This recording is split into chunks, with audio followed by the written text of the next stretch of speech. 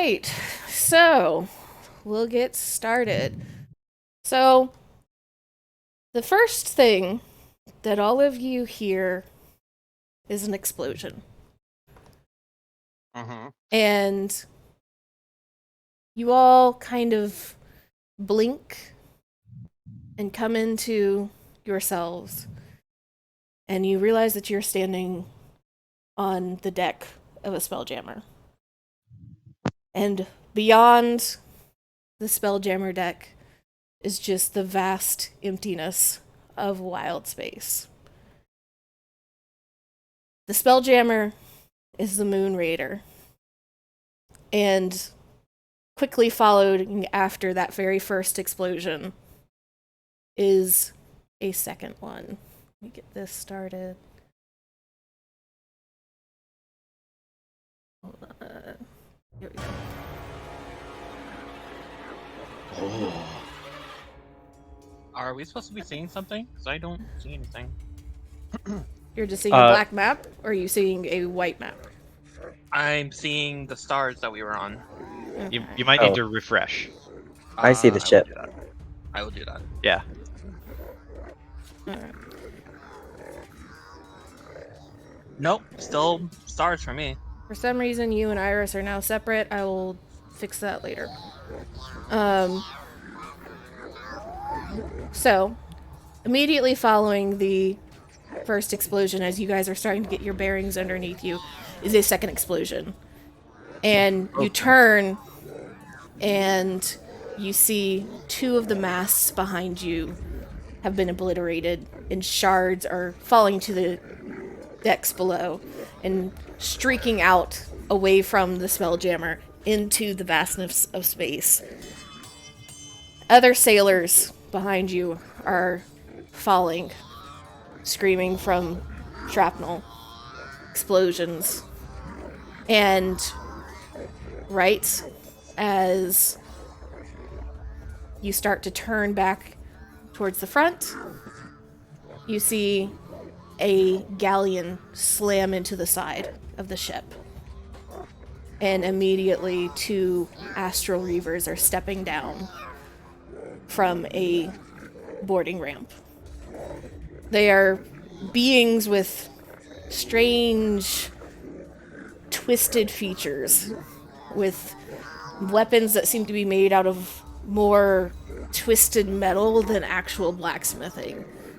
And you see on the decks behind them spellcasters hurling spells onto the lower decks behind you. Big clouds of noxious gas exploding. And in the distance, you can hear your captain screaming for you guys to hold the top deck to make sure that they don't advance any further. All of you can go ahead and roll initiative. Make sure you're clicked on your token. Oh, I cannot select my token anymore. Yeah, me either. Okay. Nor I. I can. There we go. Drag your tokens on there. Wow.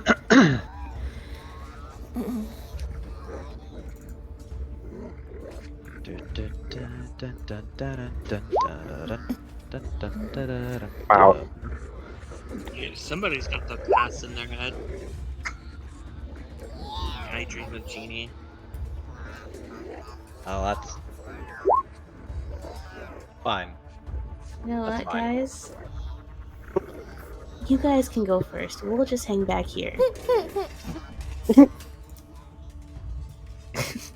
Next characters. Well, I clicked on my thing, but it didn't add it to initiative. But my initiative is 5. Okay. I'll grab it in just a second. The little in the background. Great. Big fan of whatever that guy's doing. Ow. From here, they're not that big, but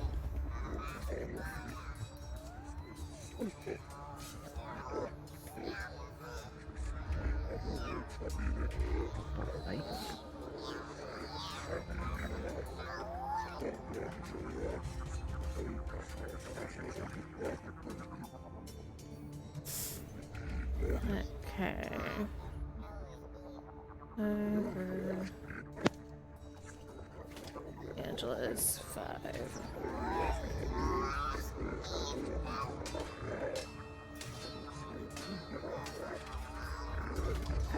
So all of these guys will just go at the end of the initiative for everybody.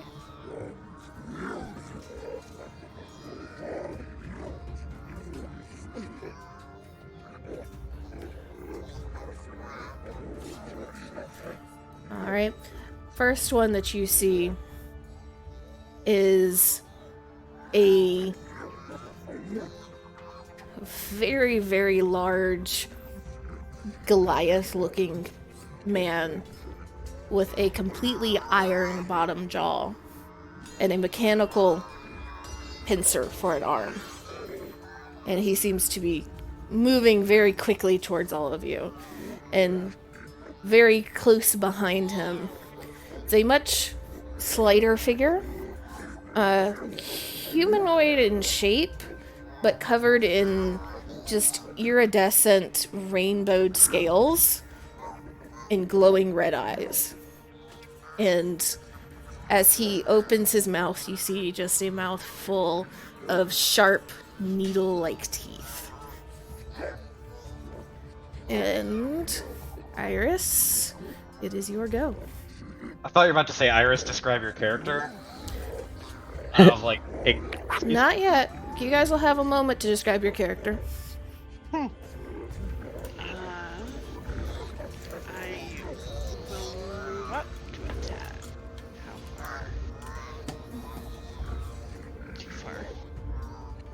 I guess I'll just move Okay. here. And can I ready to attack something that, like an enemy that comes near me, essentially? Absolutely. You can hold your attack. I'll do that. Here. Joe? I'm gonna rip my rapier out of the sheath, and am I free to fly out? Yeah. Do I have enough space? Yeah, you're on the top deck of a ship. Okay, cool. Then I'm gonna fly over here to get on the side of this dude, because that's easily within my range. Easily, barely. And I'll slide to a halt, and I'm gonna try to poke him once with my rapier, because I assume he's threatening me. Oh yeah, as soon as you get within distance, you see this pincher of an arm come swinging in your direction. Oh shit. So you can go ahead and roll your attack. Ah. Yeah. Wow, that's a pretty solid 23 to hit. Ooh, 23. Okay. And 6 piercing damage.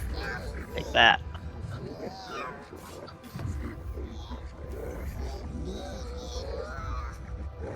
Six piercing. 23 does hit.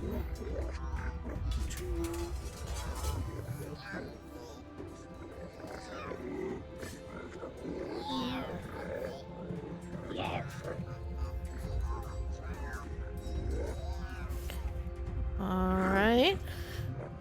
And Iris or Joe, one of you roll a d20. Iris. Yeah. Perfectly even. Good roll. 10. Balanced as all things should be.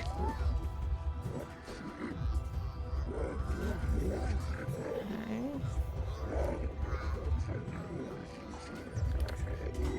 And as all of you are seeing this, you see another Reaver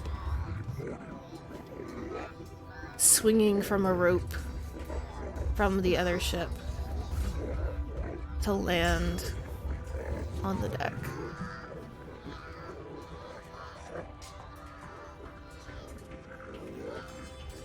Amy, What?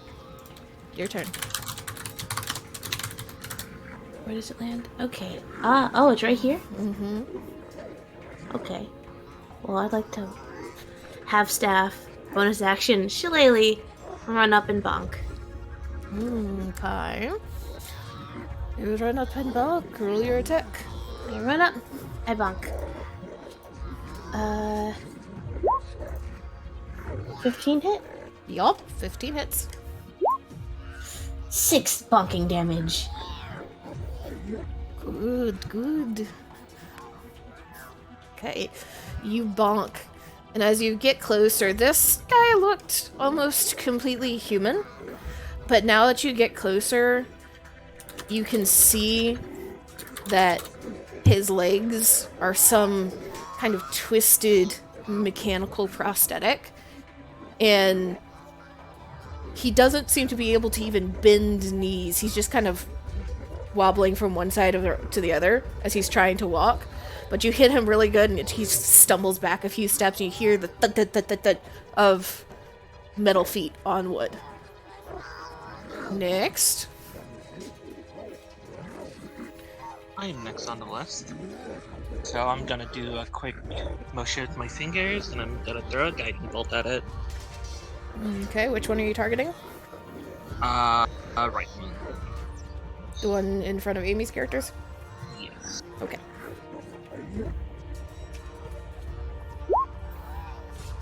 Here. 24 will hit, 13 radiant damage. And next person to attack it has advantage. Next person's not going to get advantage because he immediately goes down. He's still trying to regain his balance. And you hit him square in the chest, and you just see him essentially get shot off the side of the ship and floating away into the distance. Alright. Amy, Piper, one of you roll a d20. You can do it. 6. Okay.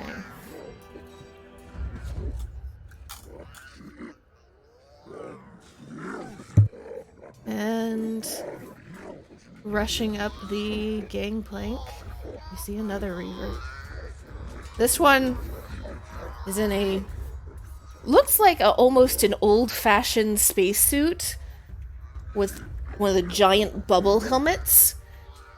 But there's just this swirling kind of fog inside that's so much you can't really make out any features. You can see the vague shape of a head in there, but it seems to just kind of disappear back into the mist when you stare at it too long.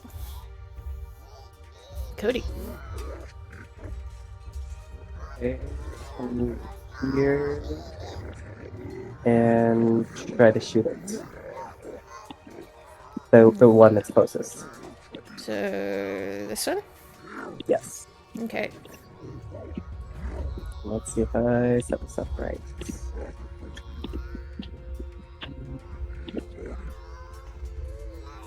Ooh. Ooh. Ooh. Max damage. Good. Nice. Alright. And you hit it? And I would also... Okay, and then upon hitting it, I would like to make it my favorite foe. It goes down with 12 damage. You just release an arrow and it thunks right into the helmet. And you see it crack and crack and crack, but you don't quite see what happens as he falls back and hits the deck. Cody, roll a d20.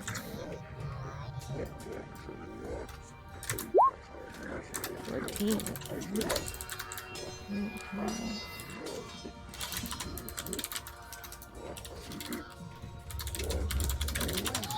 As this kind of fishbowl-headed figure falls to the deck, a second, much smaller skiff goes sailing above your head. And you look up and you see that the Moon Raider isn't the only one in battle. Your entire fleet is in battle. And zipping between the various galleons and larger ships are all these smaller and smaller vessels that are attacking each other, or attacking the larger ships. And as this one goes sailing overhead, a rain of arrows comes down on top of all of you. Everybody roll a dex saving throw. Good God.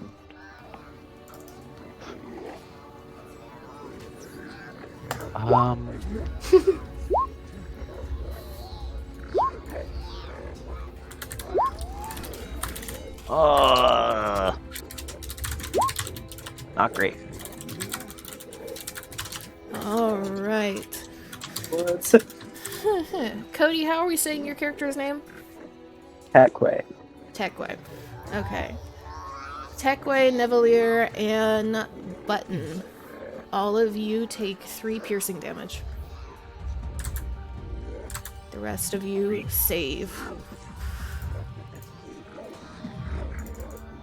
It is now.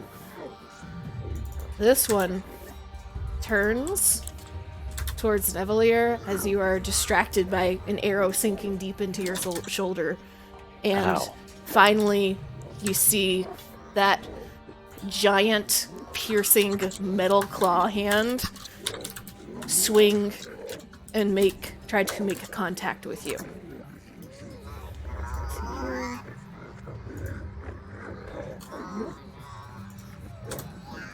See if I set this up right on my end. Block it with the rapier?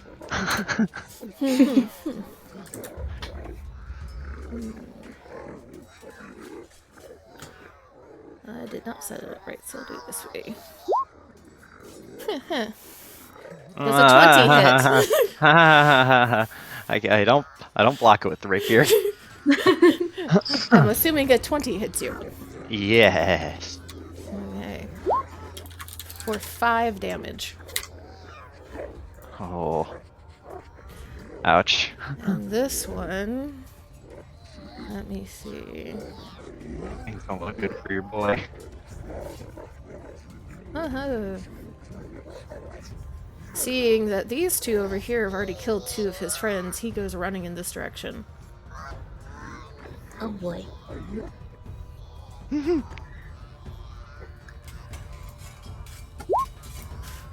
Does a 21 hit you? I'm pretty sure it does. For 5 damage. Okay. Your girl's not looking too good either. Da da da da da da. Iris, it's your turn. Well, shit, both of you guys are getting damaged, but I'm gonna take care of the bigger threat first. Yeah? I'm gonna move over here. Now you are at true flank, so you can roll at advantage. Yes! And I do the punchy. If I can find my character sheet, there we go. 8 will not hit. Oh, well, bonus action. You did get to roll at advantage. I don't know that rolled at advantage. Oh, it didn't. And an 11 just hits. Hey! Damage. Okay. And this one goes falling towards Nevalier as he goes down. Ooh, Cool. thank God. 4 thumbs up. Oh, you okay. Nevalier, your turn. Hold on, I gotta rename this thing really quick. Okay. There's one guy left. Screw it. I'm gonna use the bonus action and give him the death stare by casting this. Hunter's Mark. I did not mean to roll the damage. Be cool if I could keep that, but If you hit him, I say you can keep it, but that's if you hell hit yeah. him. Nevalier is going to kick off and fly over here and skid to a halt behind him, and stab him right in the back. Okay, go ahead. Hit That'll 15. hit. Yes. That would be 11 plus 6 for 17 piercing damage. So you stab this guy in the back, and you just hear the gasp of air as it leaves his lungs, and he doesn't breathe again. And he is down. However, Joe, it's your turn to roll a d20. Don't worry. I'm going to roll real good. Oh, darn. Alright. I don't like that sound they made. Okay, yeah, but Z plays it usually by the higher is better. So, I- you see behind you, you almost sense it more than see it, that another Reaver starts to try and come onto the deck. But right as he is swinging on, an arrow goes whizzing by your head, and you look and see it's one of your allied sailors down at the lower decks. Has shot this man straight in the chest before he could land, and he just drops off the rope and goes Oh, floating. he gets Wilhelm screamed. Yep, Hell yeah. floating off into space.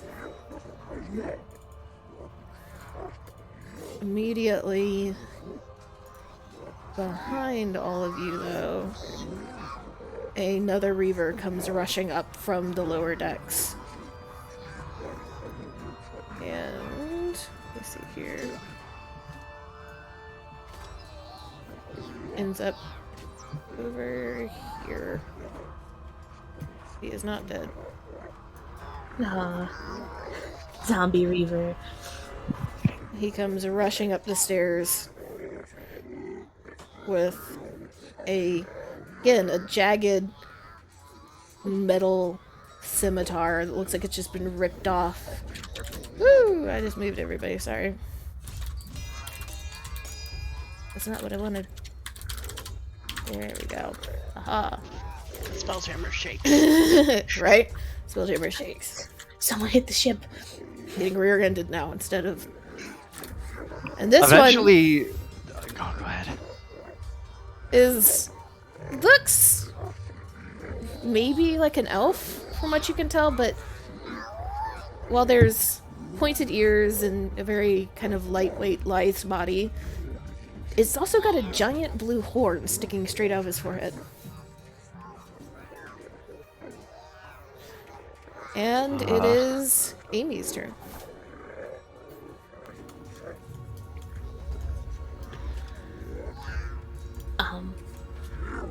Nope, that's way too far. Cannot bonk. But you know what I can do? I can cast Cure. Can go over here. And I could pat this person on the shin, because I'm small, and cast Cure Wounds. Yes. Cure Wounds. 7 heals. You got him. That is a lot for level 1. Yes, it is. Alright. Piper, your turn. I'm gonna turn to face the new person. She doesn't move. She just holds out her hand, making that same motion. She's gonna cast Firebolt this time. That's a 1. Sorry. That will not hit, unfortunately. Oh, and it was max damage. It goes Oh, the pain. sailing right by his head as he kind of just ducks to the side and keeps running. And Amy, it is your turn to roll a d20. Uh-oh. I don't think this is good. I'm also gonna move, like, over here. Intercept him. As another smaller skiff crashes into the other side of the fore of the ship. And another Reaver lands.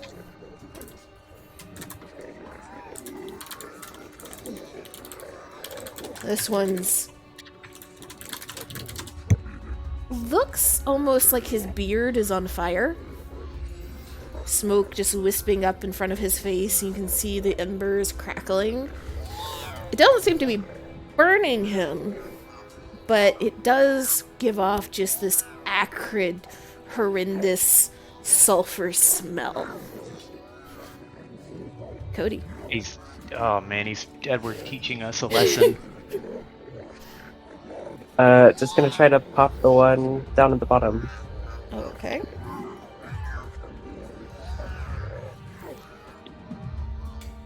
Roll your attack.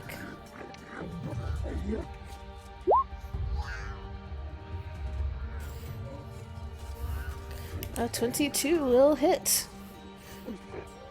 So, for 10, and if he's up, can I He's make him my still favorite up. dog? Yeah, you can. Okay. He looks a little stunned as this arrow hits him in the side, and he kind of wobbles a bit. But he's still on his feet, and you just see these eyes turn in your direction, and a little smirk spread across his face. It's now these guys' turn. Let's see here. So this one is going to come charging towards Angela. And Yes. does an 11 hit. It does not. Okay. It's the only time it can usually hit is level 1. This one will head up towards you, Iris. Meow.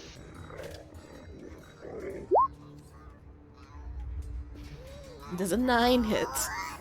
Nope. Okay. And just now, my turn to roll a d20.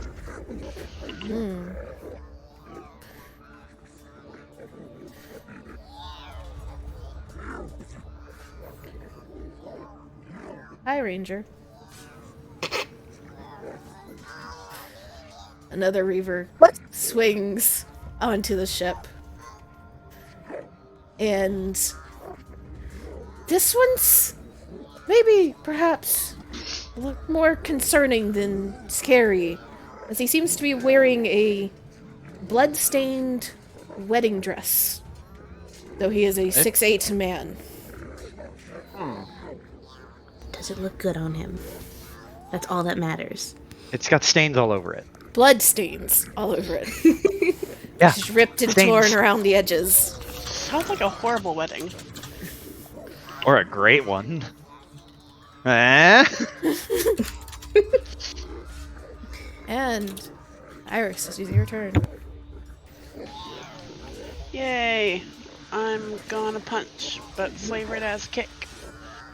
Okay. 15 will hit. Yay!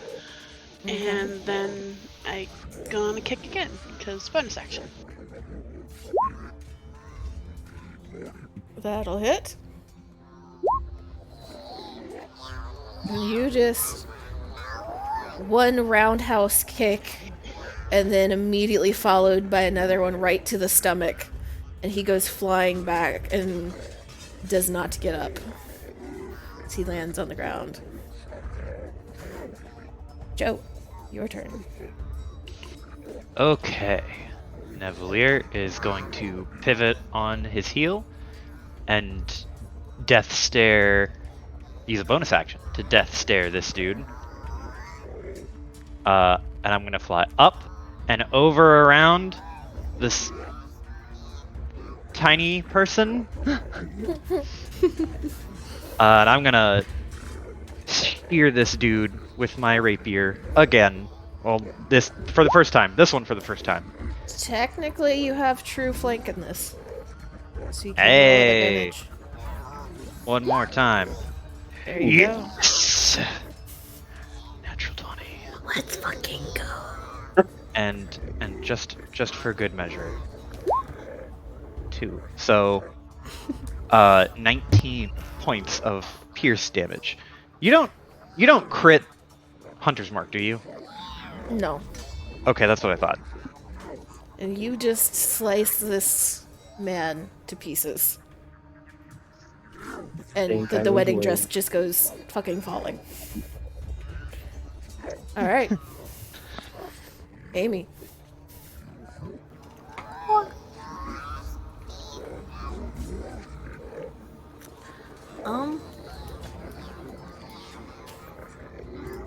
I am gonna look to my left, look to my right. All the bad guys here are dead.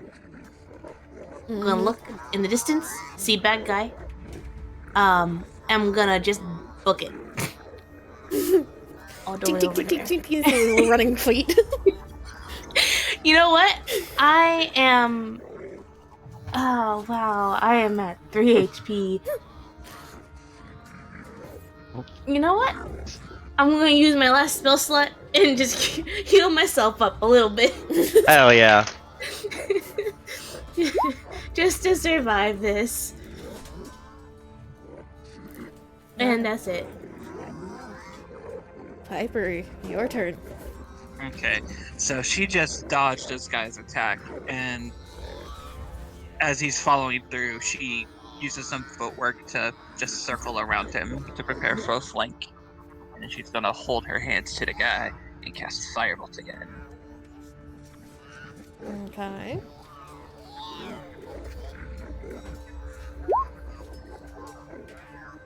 That'll hit. Doing 6 damage. And this guy. You hear a scream as you just essentially shove a firebolt directly into his back. And he kind of stumbles a few steps forward and seems to be trying to, like, twist and contort himself to pat it out. And he is fucked up, but he is still standing. Cody. I'm gonna blast him. Blast him.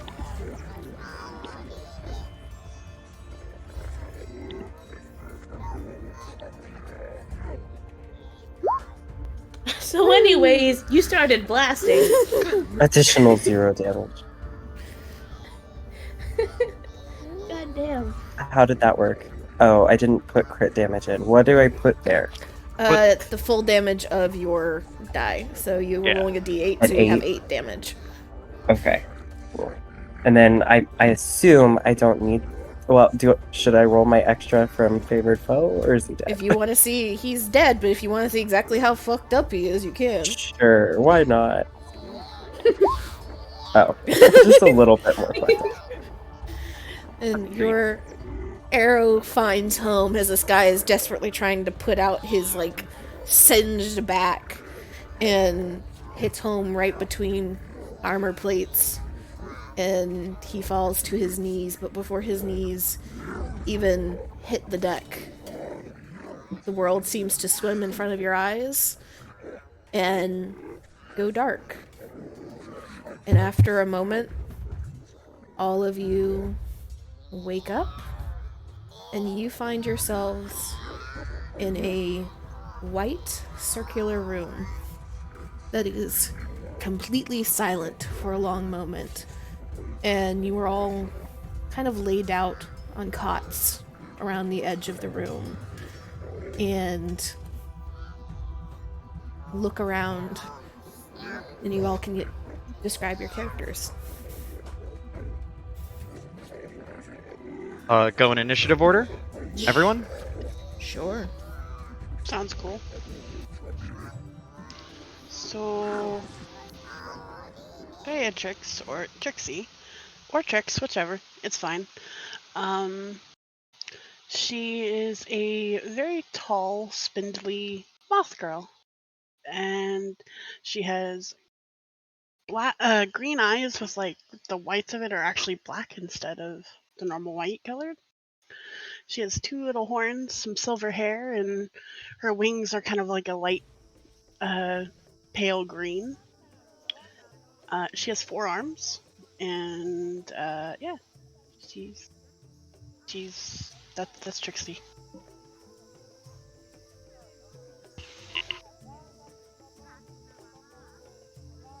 Joe. Okay. So you see in one bed, and some of you may laugh at me, not because of the character, but not because of the way the character looks, but because it's an Aarakocra with strikingly brown, kind of shimmery feathers, um, long wings, very sharp talons on his feet, yellowish eyes that are quite pointed looking, and a strapping of armor and tools and all sorts of different accoutrements, a crossbow tucked behind the back leg or behind the left side of the belt, the rapier on one side, a coiled rope, and he has a very kind of always intense look on his face because of the actual shape of his feathers and his brow.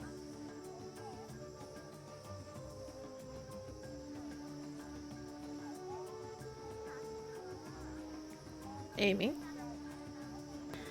On another one of the beds, you see a very small figure, about, you'd say, 3 feet tall. Um, Very small, a large red hat and red jacket that looks to be holding a collection of different fungi all on the hat and the jacket.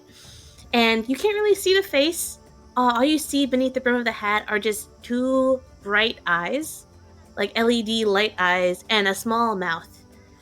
And this figure is holding a staff that looks to be modeled after a large Allen key, is what I'll call it. It's made of wood, but it looks like it was painted to be metal and carved, so like a giant tool, basically. And they're sitting there, and you probably see that they have little cases, I guess, and bags. You see little hints of like mushroom poking out from some of the cases, and it looks like they're not disorganized. They're very organized, in fact. But you just see this figure looking around the room at everyone, just bright, plain white eyes, taking in everyone one by one. Where are the LEDs you said? On its face, it's its eyes. Oh, okay. Its eyes are LEDs. I gotcha. Yeah, it just bright white light. You also see a medium-sized humanoid-looking girl with smooth white skin and hair the color of falling rain, wearing a and looking at each other with soft glowing yellow eyes. Okay. And Cody. You see another moth on a bed, but this one's much smaller. They appear to have or be wearing like a fur on their chest, but it like covers like the lower part of their face, so like their mouth is obscured in this white fur. Um, yeah. Okay. So as all of you kind of start to try and get your bearings about you and you slowly sit up, every time you blink and close your eyes, you're back on the ship. And it's shaking underneath you. And wood splinters are flying and the sound of explosion is ringing in your ears. And then your eyes open again and you're back in the white room. And your eyes close again, and you see bodies being hurled into wild space, just drifting too far and too fast for any help to come. And then you're in the room again. And it takes a few moments, but slowly the vision seems to fade, and you come back into yourself, and you remember fully that was a simulation. I'm in the simulations deck at Spelljammer Academy. All of you, for various reasons, found your way to the ferry to Spelljammer Academy and spent a week with each other and other candidates sailing across the sea to the floating island that is this complex. During that week, unbeknownst to you, all of you were being watched and selected to be placed in a group. This is your group. This is your assigned crew until you graduate. You all were placed in the simulation deck to experience the last moments of the Moon Raider and see what it was like, and to judge if you were truly ready to be a cadet at the academy based off of your reactions under pressure. As you all kind of swing your legs off the cots and start trying to get your body to feel normal again, the door at the far end of the room swings open, and a tall, broad figure steps in. It's a Hattazee with a missing wing flap under one arm, wearing a military uniform that is just loaded down with medals. You have an eye patch? I will show you what they look like. Let's see here. Is it Punished Ape? It is Boatswain Tarto. He could have an eye patch. He just chooses not to. And as she walks into the center of the room and just kind of scans all of you, though she does not have one in her mouth, she just seems to almost bring the air of cigar smoke with her as it fills the room. And she lets out this low growl of a voice. As you can see, the Battle of Hakatha didn't go so well for Captain Sardax and her crew. But her last battle made a very good testing ground for recruits. And you all passed-ish. And she just kind of gives a little shrug as she says that.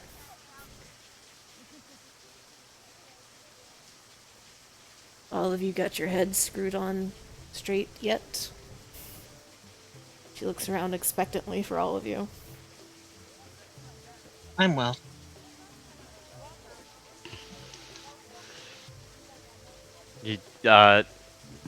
Nevalier turns his head to the left and pops his neck a couple times, turns his head to the right, pops his neck a couple more times, and then he rolls one shoulder back and just goes, I feel better now that I'm not suffering from actual stab wounds. I was Equay super would just nod. intense.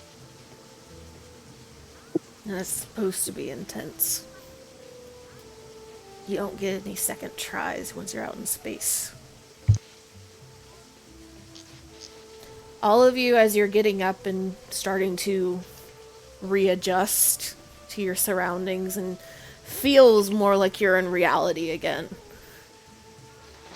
Every hit point that you lost, you regain. Every spell slot that you lost, you regain. Every resource that you used is back. And Tarto just kind of motions for all of you to line up in front of her. And once all of you are standing there, she just kind of nods At least none of you ran like the last group that was in here. So, bonus points, I guess. It's enough to Right. officially get you through orientation, though. So welcome to the academy.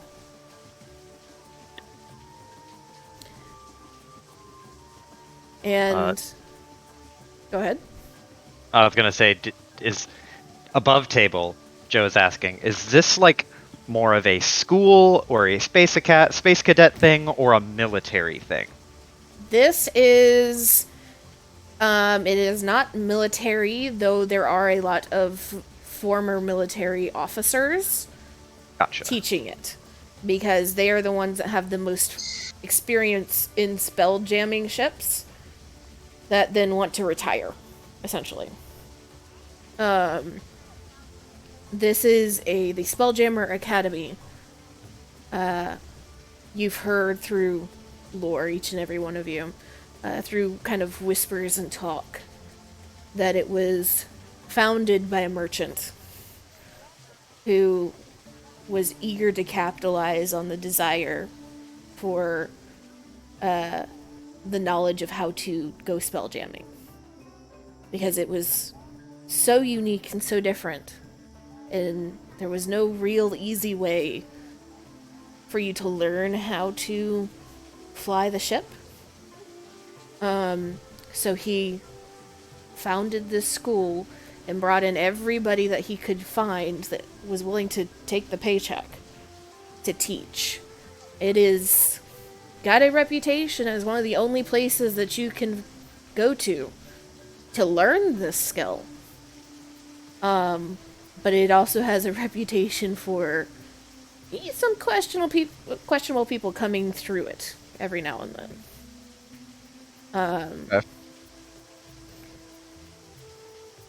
And that is why there is a ferry that stops all along the coast. Stops in the Moonshay Isles, at Baldur's Gate, at Candlekeep, Waterdeep, and ferries people to the academy. Those that don't make it through the initiation, go back. The ship is leaving this evening.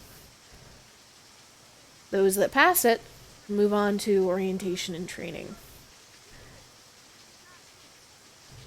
And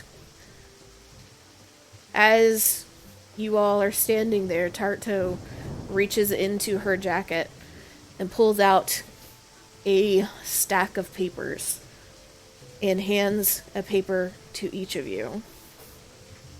And let me grab that one. And as she does, she just says, "Here's your to-do list. Get it done by the end of the day. Get some rest. Real work starts tomorrow."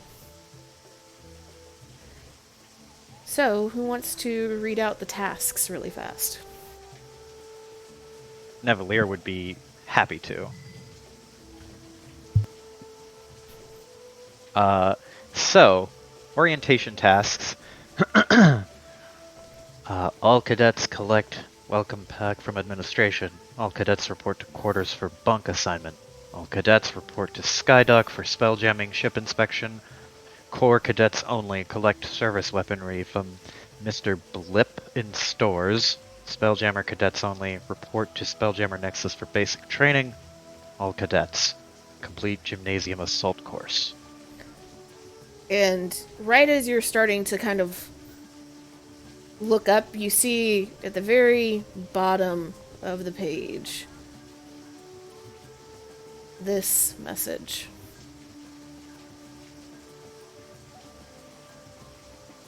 Almost written in hand, scrawled very quickly, as if a last-minute addition. Warning, due to recent thefts, security checkpoints are in operation throughout campus. Failure to stop when challenged will result in disintegration. And Tarto gives a small nod, and there's a kind of cold little smirk that you see flash across her face before it disappears again. And I do mean disintegration. Don't test it. Nobody wants to clean you up after it's over. And she seems to pause and count. Now, which ones of you have any type of magical skill? Raise your hand. Raise hand. Raise hand. And she nods. Congratulations, you two get to go through the Spelljammer training course. The rest of you are corpse. Now, Corpse? Like corpses? no. Like Army Corps. Yeah. Oh, okay, okay. Now, any questions?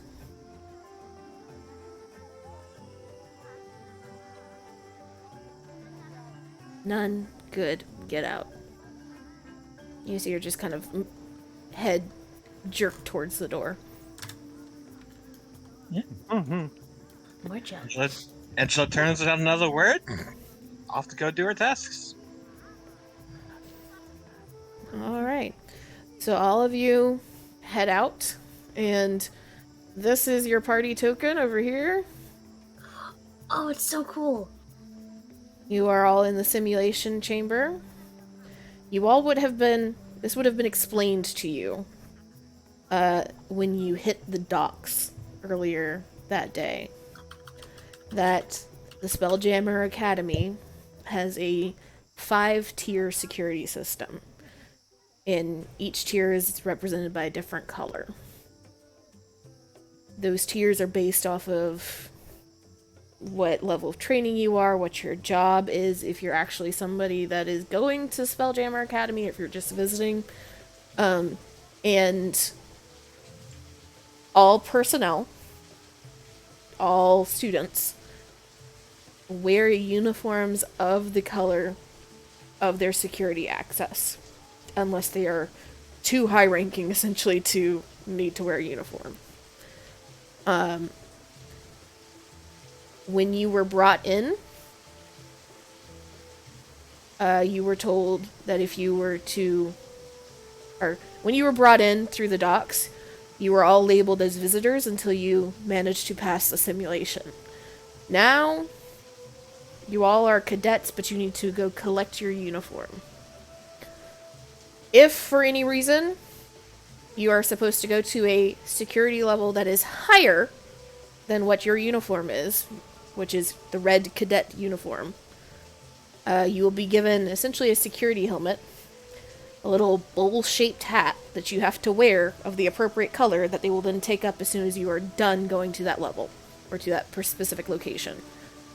The security levels, so all of you are aware, the visitor is green. That is level 1. The cadet is red. That's level 2. The sailor, which is what you become after you graduate, is level 3 and it is blue.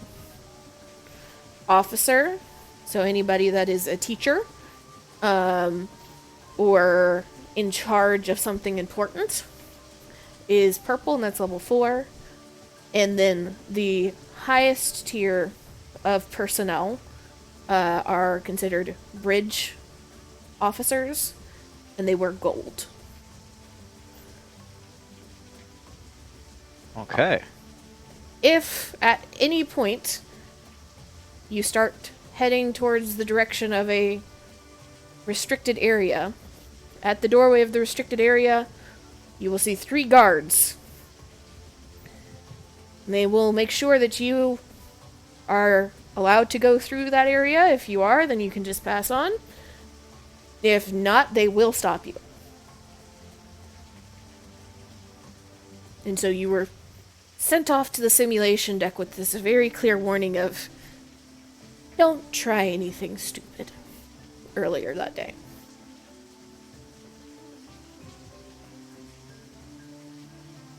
So all of you head out of the simulation chamber down a very short hallway into the main hall of the simulation deck, and it is a kind of more like a little lobby waiting area. You can see there's 2 more hallways that go off to either side into other simulation chambers, and then a larger hallway that goes into the kind of stairwell that splits off into where you are fairly certain the officers stay, and then the stairwell to other levels. And out in this lobby, you see 3 other groups of 1 of 4 people, 1 of 6 people, 1 of 5 people, various races and types of clothes and little bits and pieces of equipment that they have. Most of them seem calm, a fair number of them seem very nervous. They all just kind of stare at you wide-eyed as you move past.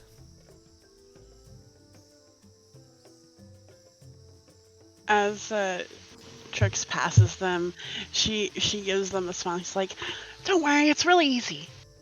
I'm sure you guys got it." And she gives thumbs up.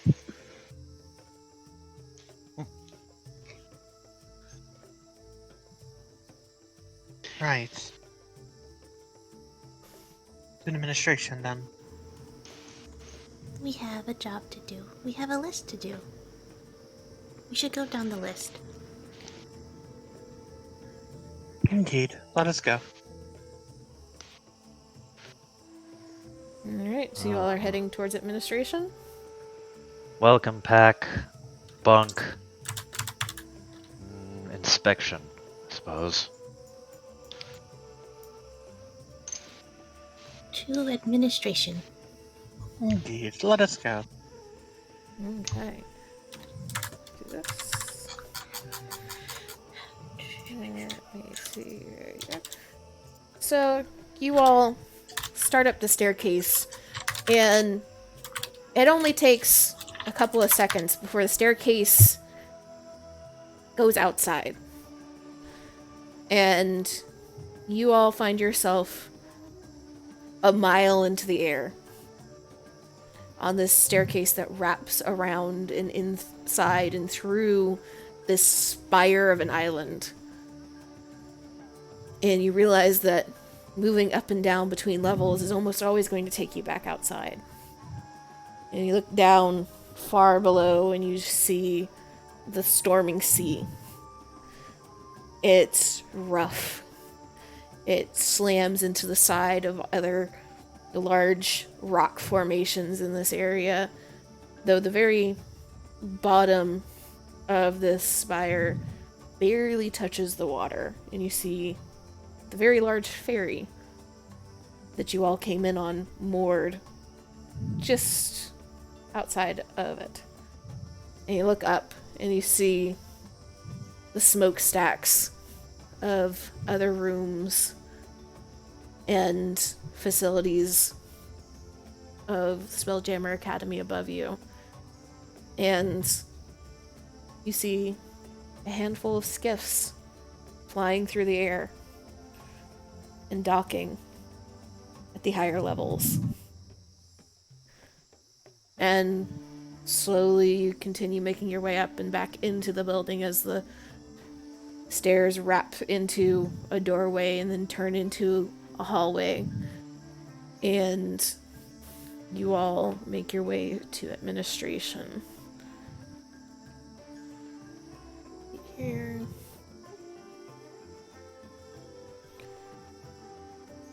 So as soon as you enter into the kind of back door of administration, the way that you have to come in from the higher levels of the academy, you enter into kind of a waiting lounge area, and just beyond it you see the reception desk, and behind it is a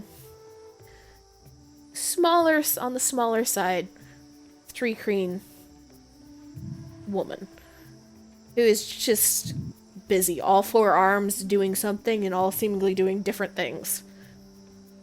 And while she seems to be just frantic movement behind, she seems to be fairly calm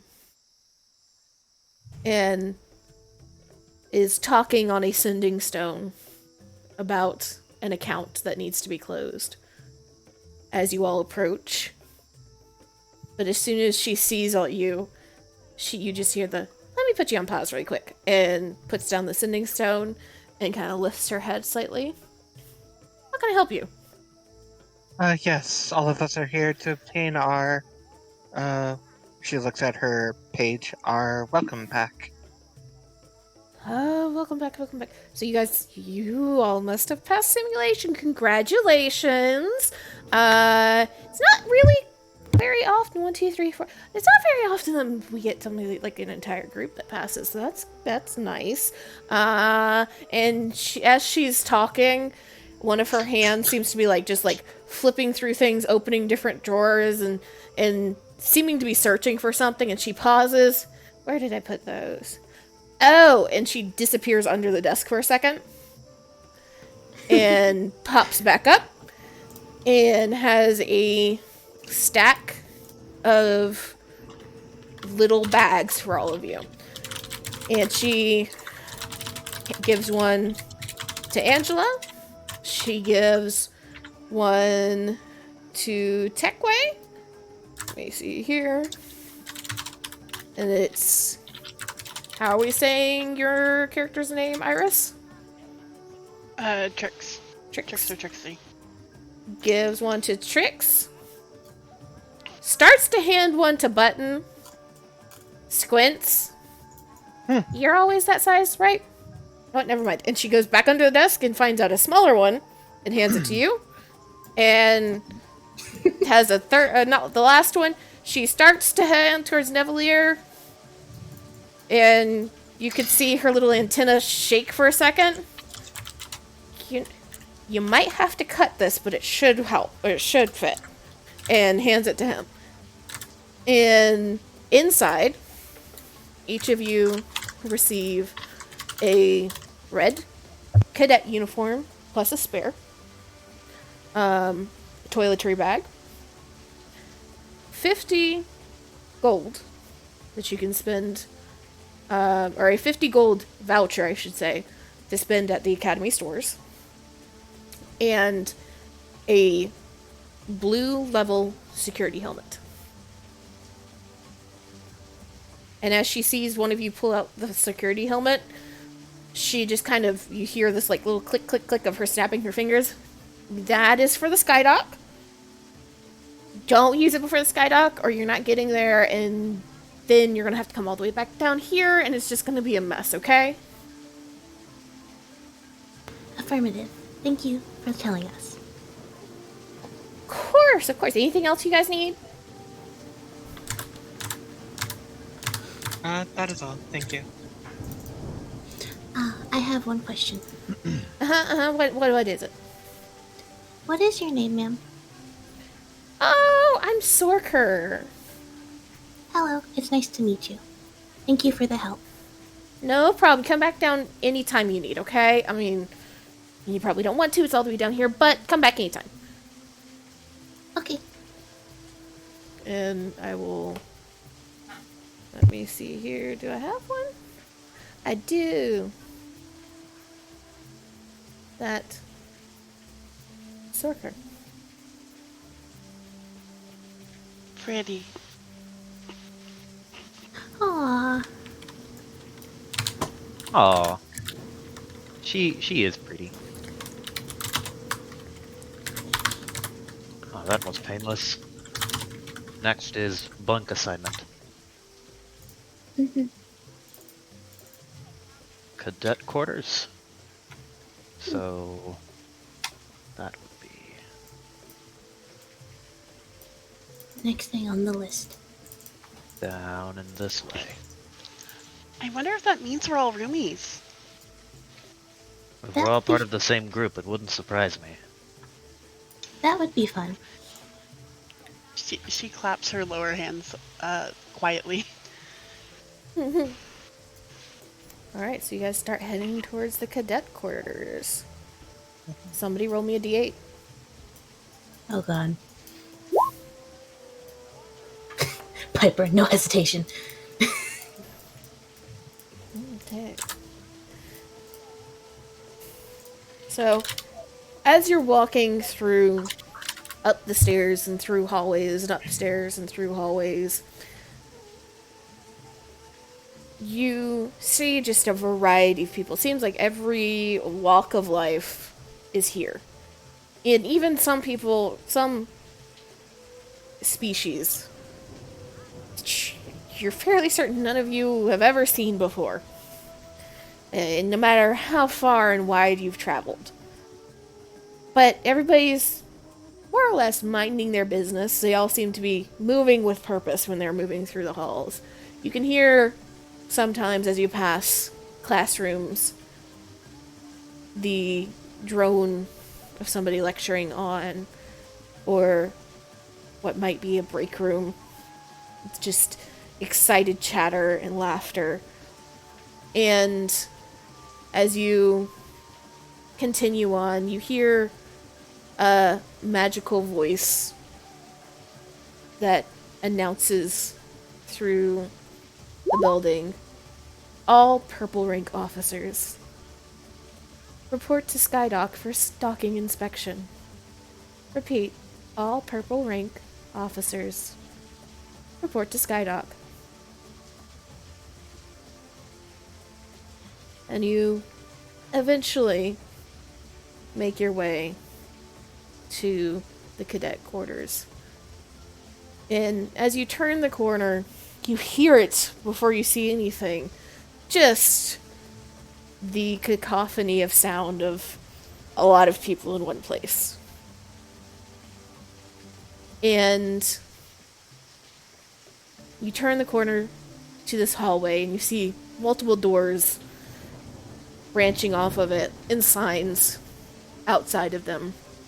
First one you come across is a sign for the Weeping Goddess, a tavern and bar for all cadets.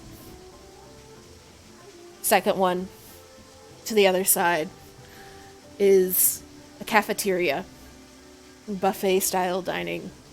And you kind of peek through the wide double doors and see a large patio off the side of the islands that you can eat in the open air. Then there's what looks to be various smaller rooms with labels on them that seem to be specific rooms for certain crews. You see, like, wolf crew, bear crew, shark crew. They're all closed, though. Towards the end of the hall, you see the laundry and a door that leads into a very large bunk room with rows and rows and rows of bunk beds. Some with people lounging in them, some seemingly trying to sleep, some talking, some with stuff just strewn all over the bed so there's nobody nearby. A handful of them neat and made with a simple blanket, a simple pillow, and a footlocker under each. And as you go towards the door, as soon as you step inside, there is a kind of large, hulking gif man, which is the hippo people. And he, GIF. Okay. he looks up from a book that he seems to be reading. And he kind of looks you all over. His eyes pause on the welcome bags that you all have. He just grunts and fishes out a fistful of scraps of paper, it looks like, and he just shoves it into the closest one of your hands, and they're all little strips of paper with numbers on it. Figure it out yourself. That's all he says. Okay, I'll accept them. Mm-hmm. Well, what's on the papers? Anybody roll me a perception or an investigation? I have a passive investigation of 15. Okay. BM. Hmm? Does this have to do with Fey, fiends, or undead? No. I'm going to roll perception.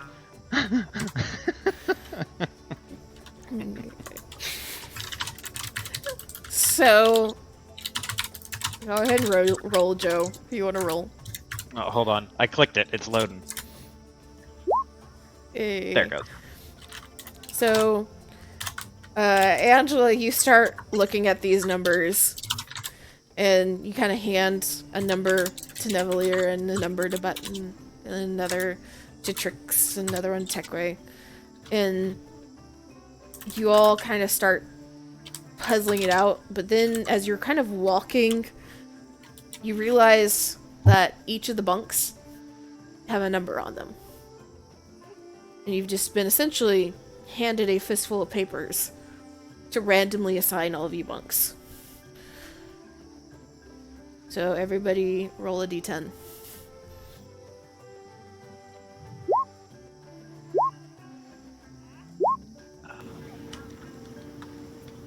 Hey, look at that shit. Teamwork. High five.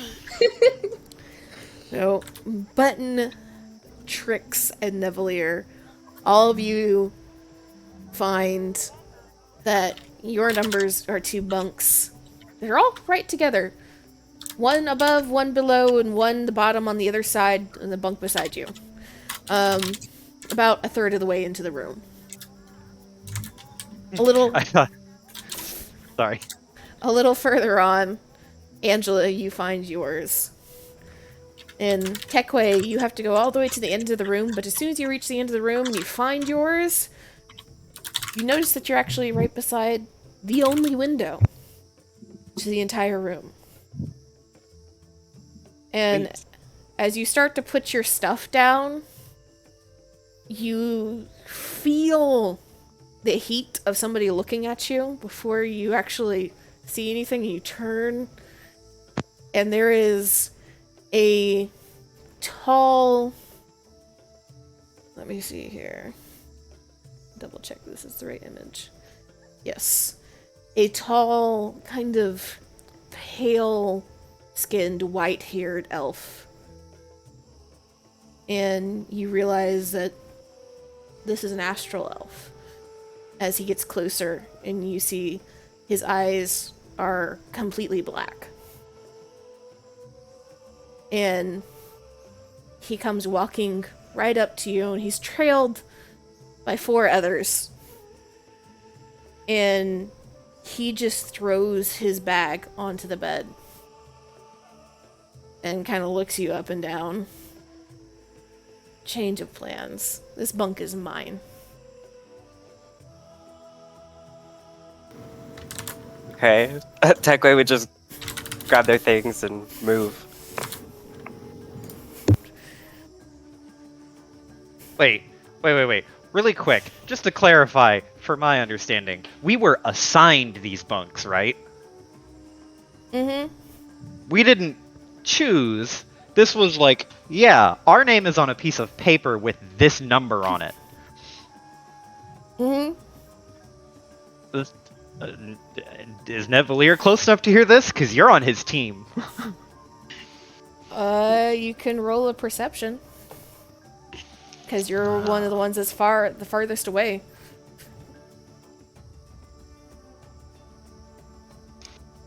On roll. Technically, Angela's the closest to this.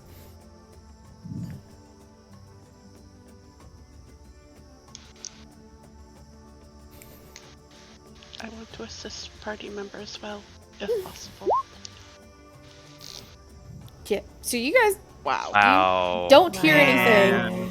You just see Tekwe all of a sudden, while your guys are still like setting up your stuff and like changing into the uniform, putting the jackets on and everything, or trying to finagle the jacket into something that is wearable for your specific body type. You see Tekwe kind of wandering his way back down, his stuff still in his hands. Having problems finding your bunk?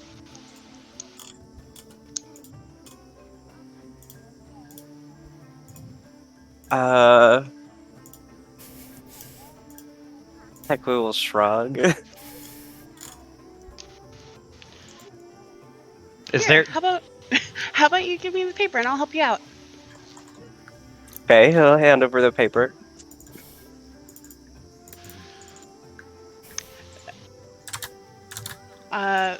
I mean, I guess we're gonna go back over there. Are you Nevalier not- steering. Like, Nevalier is passively paying attention because he's like, okay, well, he's on my team. I shouldn't ignore him, but I don't. It's probably just like a hard to read number that was written in hand, like sloppy handwriting or some shit. So it's obviously not important. And he cuts holes in his jacket for his wings to fold out through.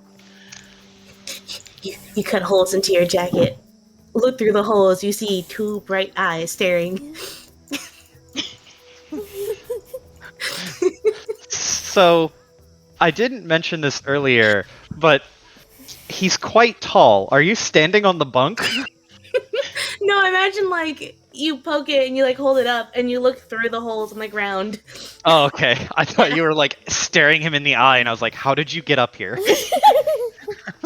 Okay, yeah, that makes more sense. He looks down and he sees you, and then he'll throw the jacket over his shoulders, and you can see there's like a kind of ruffle for a second as his wings find the hole, and then they fluff and pop out from the coat. He looks down at Button and says, can I help you? Moral, you said your name was? Button. And not yet. Maybe later. Not yet? Nods. Well, let me know if I can be of any assistance. Or when, rather. Nod.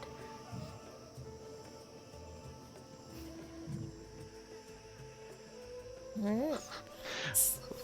So,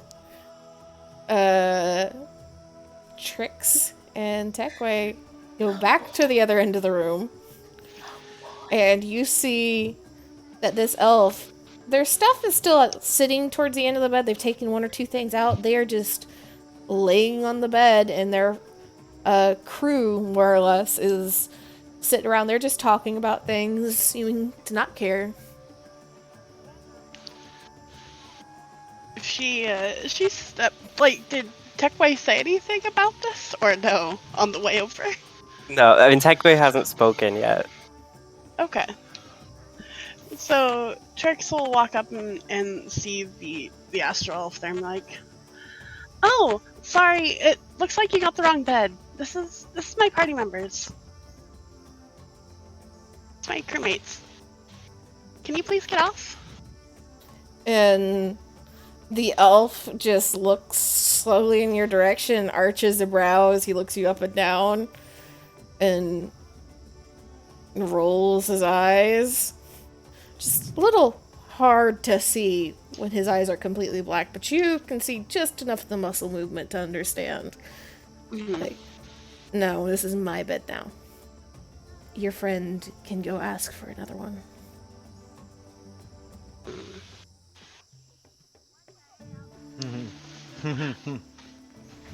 I don't think that's how this works, because they're assigned and all. I mean, I can help you find your proper bed if you want. Gives you a hand since you're having difficulties and all. I don't think you're understanding. I'm taking this bed. You can get another one. What kind of beds are these? They are, if you've seen like the classic kind of boot camp basic cot bunk beds, this is what this is. So they're kind of like the more like the plastic kind of cover beds kind of thing. Like they're really thin, kind of like a futon-esque kind of thing. Yeah. Okay. No, I don't think you heard me. And I'm gonna try and lift the, like, basically shove him off the bed. Like, by lifting the bed, my God. like, the bed part, you know what I mean? So he you're kind trying of to rolls over. lift the futon and dump him off? Yeah, that's what I want to try and do. Roll me an athletics check. Please, if there was ever a time for a natural 20, Please. Roll gods. I don't ask for much, God. Okay. Let me see here. What is his stat?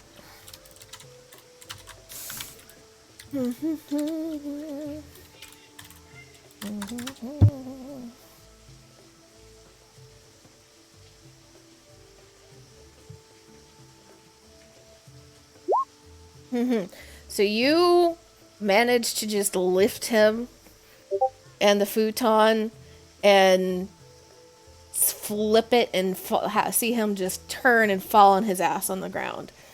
But as soon as you do that, all four of the others that were kind of relaxed immediately stand up and start to square up with you. Okay, we're doing Techway this. and Square up. Techway and Trix. You two can hold on. Let me do this. Roll initiative. Yeah, basically that. Thanks, Mandy. And you guys can drag your tokens onto the map so that there's something there to roll with. The two of you can roll initiative. She asked nicely. She did ask nicely. So with the kafump and flump off of the bed. Do we notice? Yeah, Nevalier and everyone else. Yeah, can we notice? You hear this thud at the end of the hall. And turn, and there's like this like kind of wave of silence that goes over the room as everybody hears and starts looking for the sound. And you see at the far end Trix with a mattress in her hands.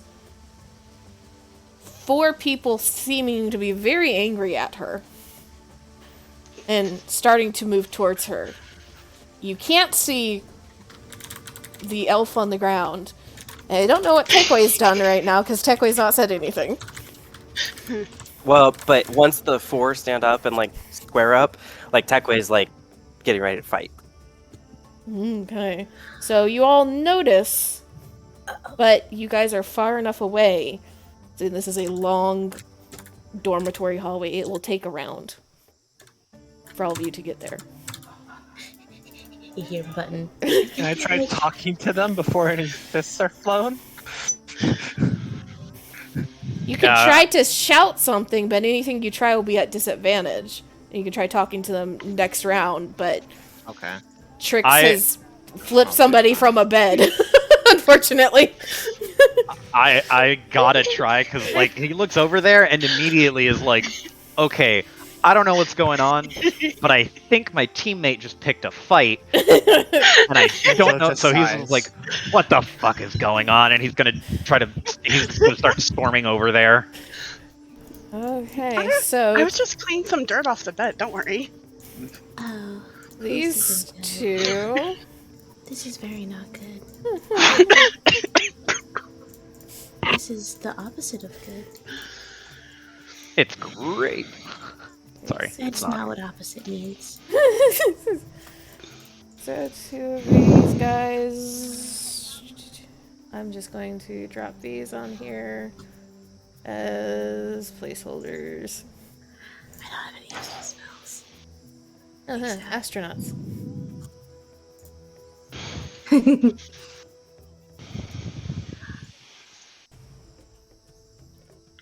Mm. Uh-oh. Uh-oh. Blast him. Let me roll these like that. What is their bonus? Oh boy. I would say sorry, but I'm kind of not. No, don't be. I would be sorry.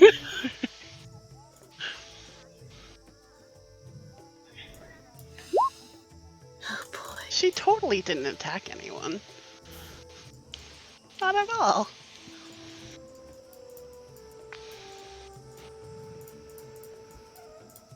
Oh Yeah, boy. that's 18.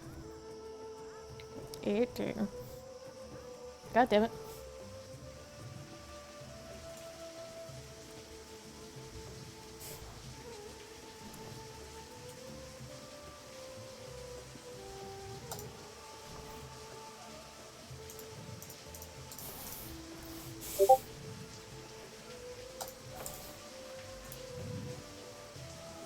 Okay.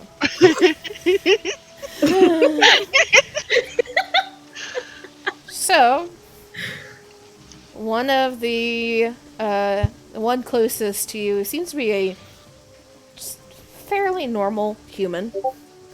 Bright red hair, cut very short, intense green eyes. They seem to be fairly androgynous.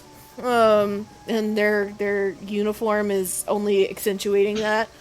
But they immediately pop off the foot of the bed where they were sitting and throw a haymaker at you. Okay. When that Shit. It misses wildly. Slips and twirls in place.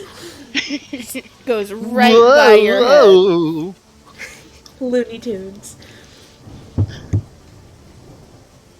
Beside her, a fairly short, young dwarf, not even full beard grown yet, stands up and rushes you.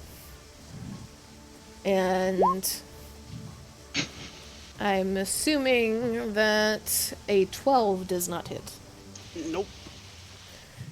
And get tripped by their friend who's trying to regain their balance from missing you. Techway. are any like right up next to me?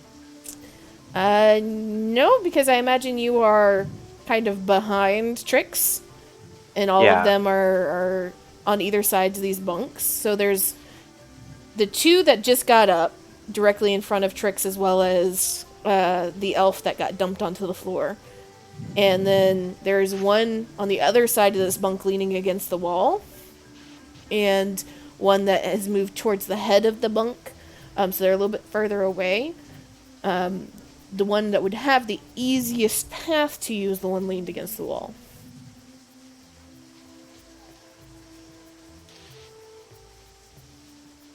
If it helps.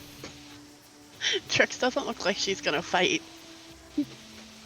Okay, so that helps me. Tegway will attempt to establish a telepathic link between Trix, or with Trix, and say that we should stand down.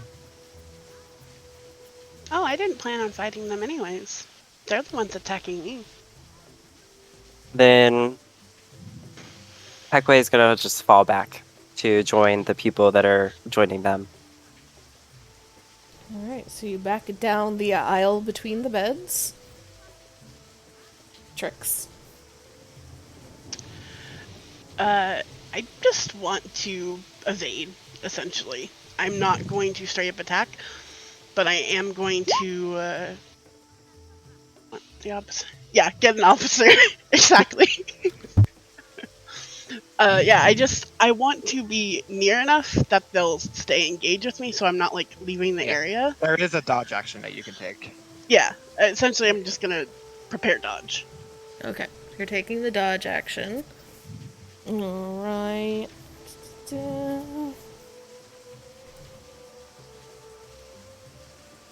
They just have disadvantage on her, basically. Yeah. I'm just looking at something on the sheet. Okay. The one beside the wall comes to try and hit you from the side because you are still the closest to everybody now that Techway's backing off. Yeah. 16 hit. Nope. 16 does not hit. Actually, it's disadvantage. Oops, my bad. Yeah, 16. Okay. Nope.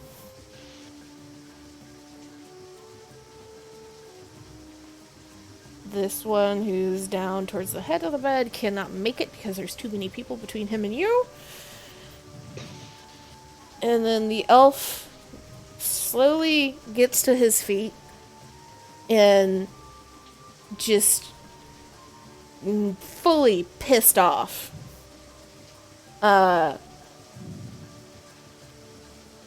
Takes the staff that he had in his hand that was laying on the mattress beside him, picks it up, steps forward, and tries to just overhead brain you, essentially. 20.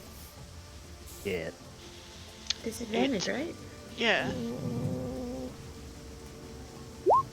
Okay. But And now those that are heading towards the fight can roll initiative. I go and get the officer. It's going to take them about 2 rounds to get there. Because you have to Okay. get to them, and then you have to get all the way down to the other That's end. fair. That's fair. And go to my stats. Initiative. What is this roll? Wait, did it? Oh, okay, yeah. I rolled a nat 1, huh? Like, how big is the room? It is a very long, like, football field hallway. Hall. Okay. Is giant.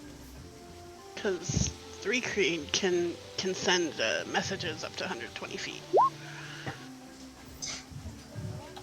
Okay, let me see here. How did you do that? You can send messages that far, but you got a slow-ass gift that has to get down there. Doesn't matter how fast you tell him, it's still going to take a while. Okay. Button. Fast as fuck. Small feet. You don't have to go dipping and diving between, like, people and, like, around beds and shit. You just go under the beds. Mm-hmm. Nevalier has to walk around the beds like a simpleton. Button just walks straight line.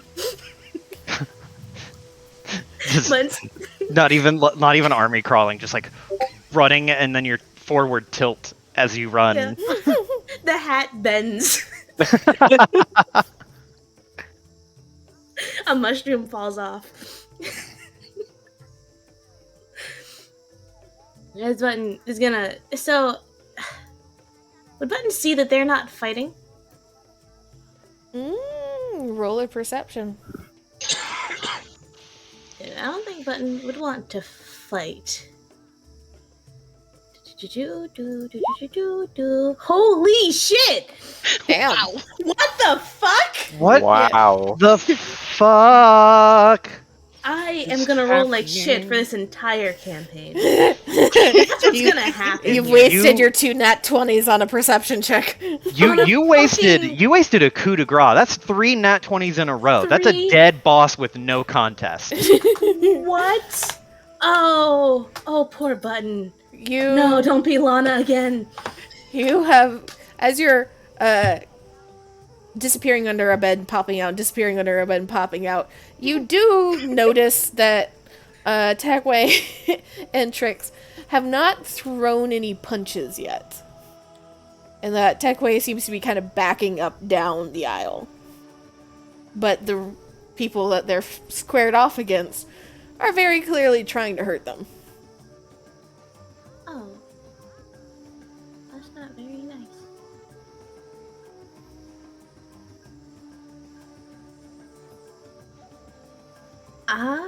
Hmm.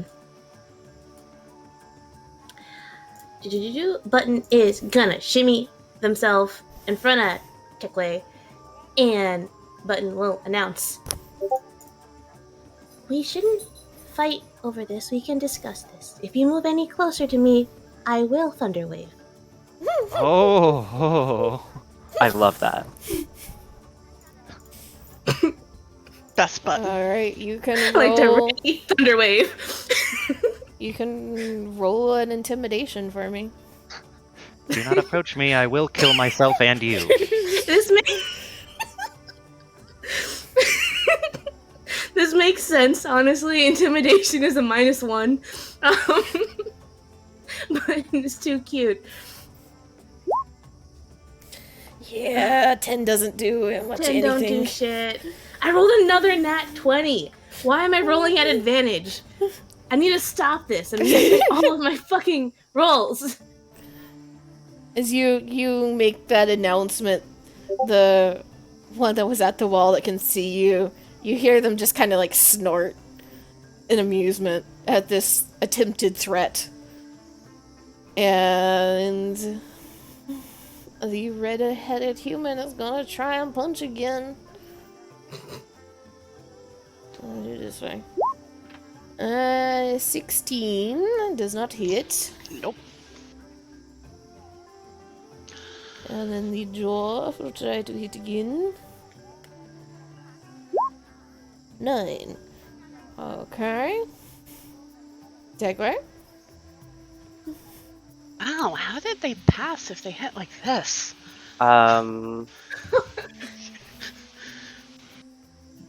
I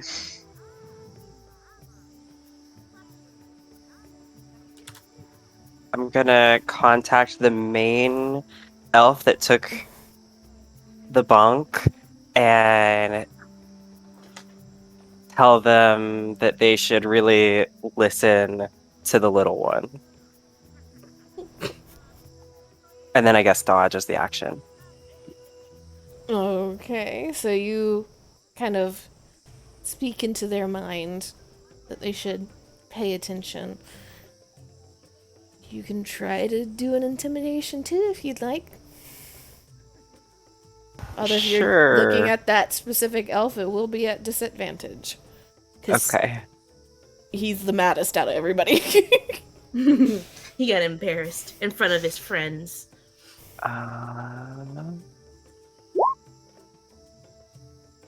No. Nope. Aw.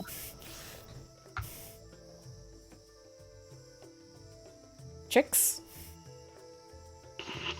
Don't worry, Button. You don't need to waste a spell slot on them. Spell Dodge. slot? What's a spell slot? You don't need to waste your time on them. But yeah, just dodge. Okay, still Smiling at standing in between everyone, but just dodge. Okay. This one is... Alright, so... You said you readied a thunder wave, Amy? If they stepped... Button moved their way, kind of planted themselves in front of... How do you pronounce the character's name, Cody? Ekwe. Techway? Okay.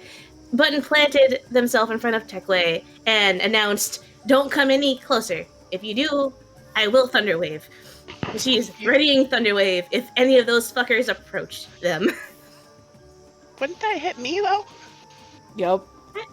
Oh, I didn't know the range. I thought Techway was moving back. We're in a line essentially. Me, you, and then Techway Oh. is how it would be, and then the Hmm. enemies in front. Would you like to change your held action? I would like to Do change my it. held action to a bonk. Okay. So the one that kind of laughed at you does step closer, so you can try to bonk them if you would like. Would I have gotten Shillelagh on or no? You didn't say that you had shillelagh, so I That is no. fair. I thought I would try. So regular quarterstaff bonk. Bonk. That'll hit. Fucking Their foot what the fuck? doesn't even aim for their kneecaps or anything like that. Just like I imagine Button just fucking slams it down on the ground right on their foot of just don't step any closer. I told you.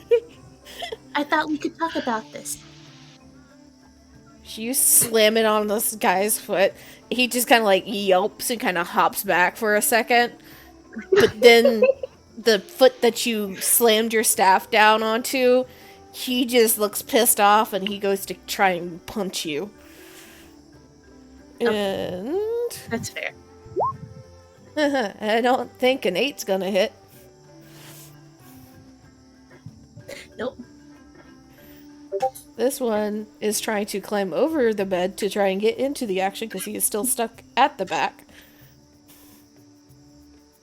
Nevalier. Nevalier's seeing that this has now become a fucking slugfest. Nevalier is gonna fly up in front of Techway or whoever is frontmost, or at least facing the leader. So he might be side by side with Trix, I guess. Mm-hmm. And I want to, if I try to hold an action, that wouldn't work because I have to use my whole turn to do that, don't I? Yep. Darn it. I want to fucking scare this dude down, but it's not gonna go well. Am I a gambling man?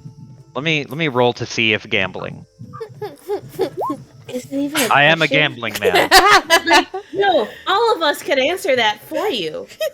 So I'm going to use a bonus action, and I'm going to use my Blood Curse of the Anxious to inflict a curse 30 feet with me until the end of my next turn.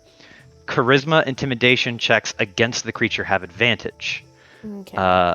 And if I amplify it, the next wisdom saving throw he has, or he has to make, is at disadvantage. And I do not want to amplify this. Okay. I'm just going to blood curse him with anxiety. Okay. So you are blood cursing the elf that started all of this? Yes, I am blood cursing the spelf, and I'm going to, like, when I step up there, I'm gonna try to intimidate him and be like, stand down, and I'm gonna put my foot forward and hold out my claws to kind of keep him at arm's length. But I'm rolling just a straight roll because it's not at advantage, right? Yeah, because he was already at it was already intimidation at disadvantage. Your blood curse cancels out, so it's a straight roll. 15. So this guy, as he is winding up for another attempt to brain tricks, because he can't get quite close enough to do anything else without risking the friends that are still kind of trapped between him and Trix. You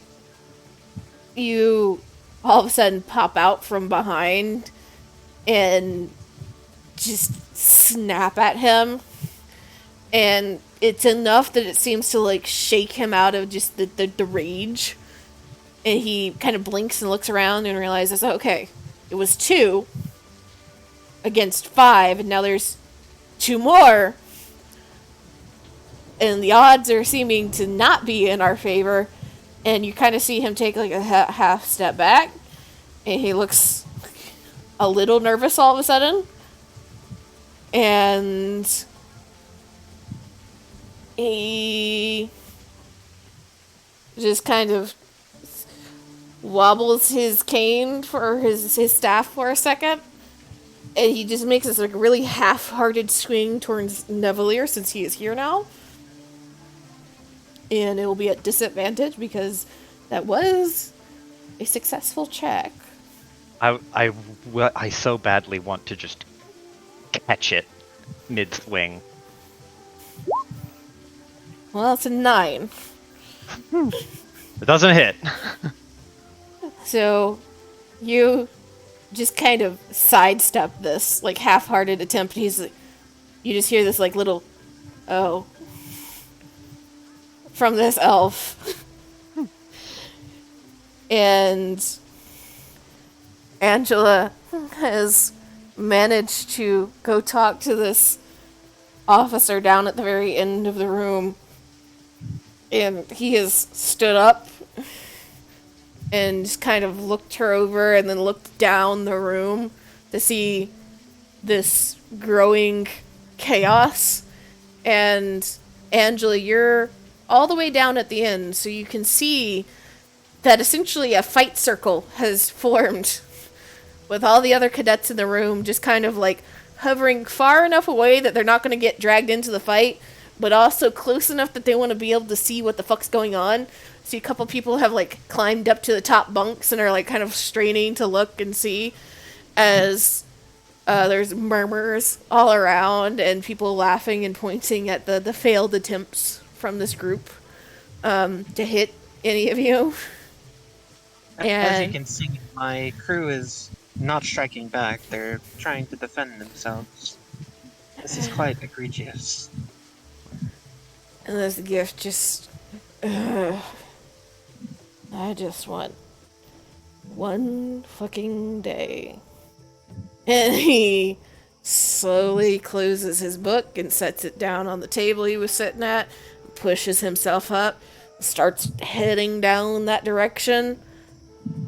And he doesn't seem to be in any kind of rush the way that he is composing himself. It seems like this is some bullshit that happens probably at least once a week.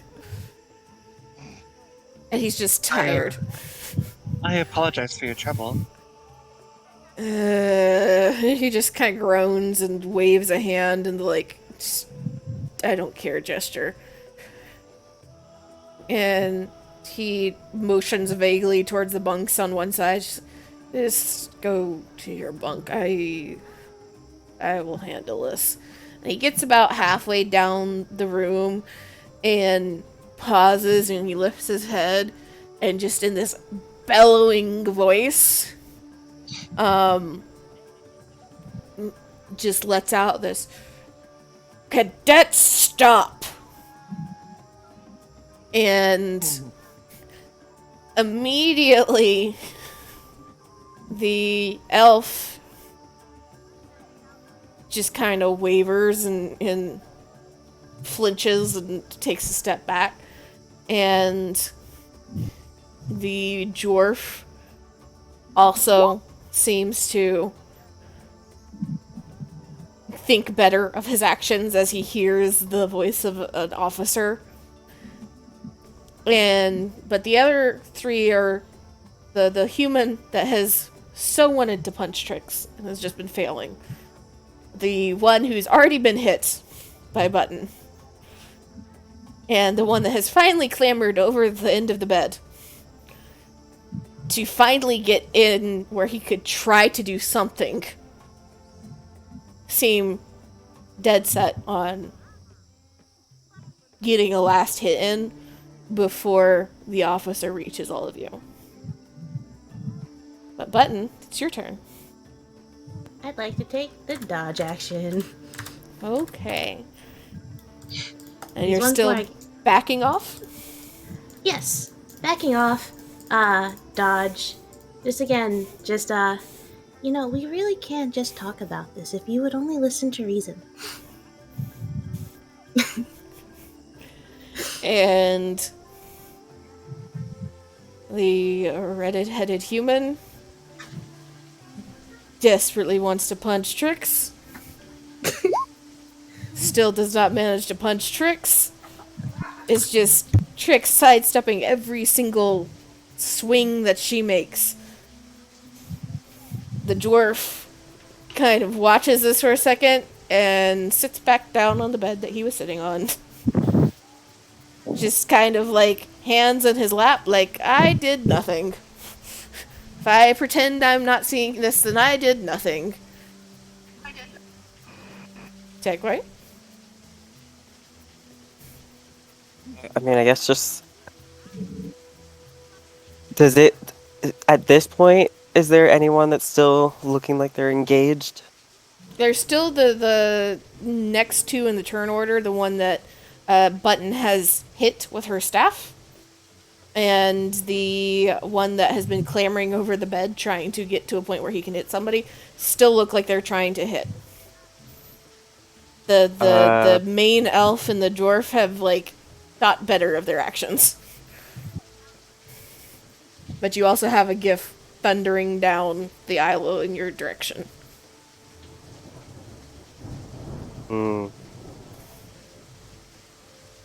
Tekwe will just step in front, or in front of Button, if possible. You can do You'd that. step over Button. And take the dodge action. Okay, Trix. I will get between Button, Techway, and the assailants and take the dodge action. You have to get through me! No, you have to get through me!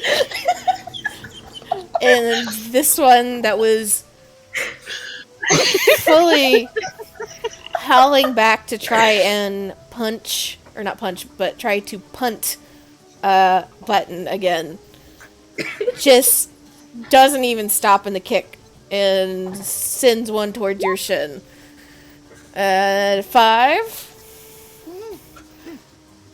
This one is closest to Nevelier, so he's just gonna take a pot shot at Nevelier. Hey, Ooh. 22. That hits. Nevelier gets one right on the fucking chin. And that'll be, what does this say? 3 damage.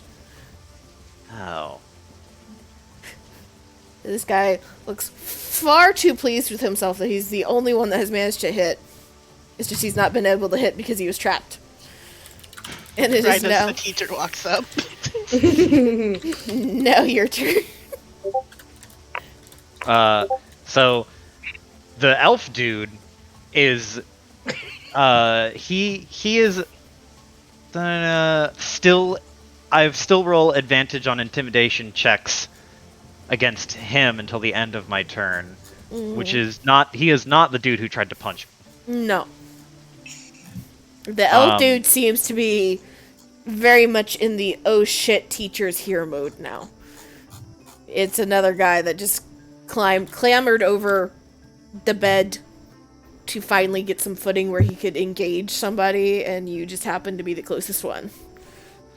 Okay, well, Nevelier's gonna stare at that dude and just give him a fucking absolute hatred-filled glare, but he is going to try to grab the astral elf by the collarbone, or like the collar of his shirt, and like pull him close and be like, "Tell the teacher what happened," and like turn around and like point him at the teacher. Okay, so you drag this elf out from in between the bunks and shove him kind of down the aisle where this gif is finally coming up behind everybody. And you see cadets scattering as he breaks the fight line. Everybody very quickly trying to go back to their bunks, leave the room, pretend like they saw nothing, heard nothing, were doing nothing, completely innocent, leaving this end of the room almost empty except for all of you. Nevelier, I want to scare this dude into fessing up that he was being a shit. Because Okay. like I want him to be like, no, tell her exactly what you did. Tell her that you made a dumb decision and that your friends got a bunch of stupid prizes. Roll intimidation. It's still not, and it's not an advantage. It would be at so- advantage at this point because now he's been fucking called out twice. Okay, where is this? And advantage. Yes, and that 20 for 19. So you shove this elf down the aisle, and he ends up almost nose to nose with this officer as they stop, and kind of hands on their hips as they like survey everyone, and then looks back at him, and you just kind of give the elf a little shake with the collar. He's like, I wanted the bunk. I wanted the bunk. Uh-huh. Stand up straight. You took the bunk from my teammate. Right? Yes. The tiniest little yes. I'm gonna hand him to the teacher. I And asked him kindly to get up too, and he wouldn't. okay, the officer kind of takes him out of your hands, Levelier, and sets him fully on his feet. Looks him up and down, and looks at his friends up and down, and they all seem to be kind of getting to their feet and like staring at their shoes or at walls, pointedly not looking at the officer, even though they are gathering themselves because they know what he's about to do. And he just shakes his head.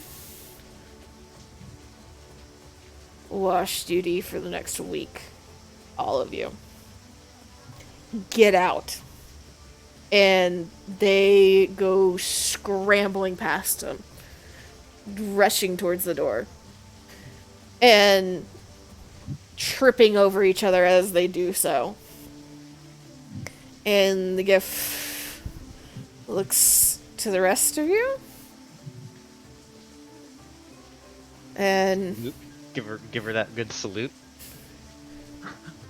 I don't know if that's a thing cadets do. you just get this like little, there's like the hippo ear twitch, like flick. Kind of sigh. Don't make this a habit. Please. It won't happen again. He just turns and starts trudging his way back down to the table at the other end of the room. You can hear him muttering under his breath. You can't quite make it out, but you can almost guarantee that it's something along the lines of, I don't get paid enough for this shit, just by the tone. Nevelier's gonna turn towards Trix and be like, your name is Trix? Yep. What the fuck happened? Well, he was trying to take our teammate's bed here, and I asked him to not, or I asked him to get up. He said no, so I cleared the trash off the bed. Can I roll insight to determine not if you're lying, but like if you are trying to play the story up as being, oh no, I didn't do anything wrong, or if you genuinely are like, nah, dude, I didn't do shit else. I was getting the bed back.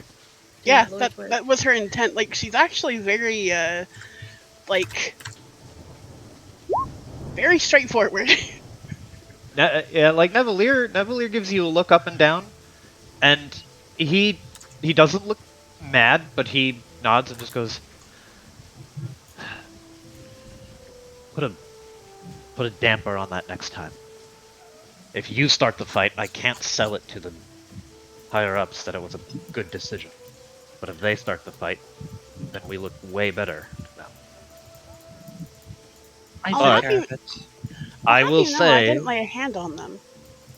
This is true, but you did pick him up bodily by the bed and toss him onto the floor, which I picked is up the very bed. impressive, but also, again, hard to sell to the higher-ups as an act of defense.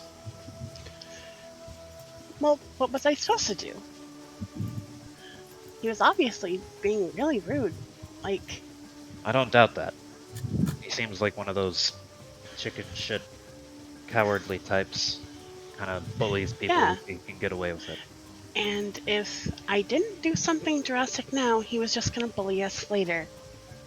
And on that note, Neville, right? Yes?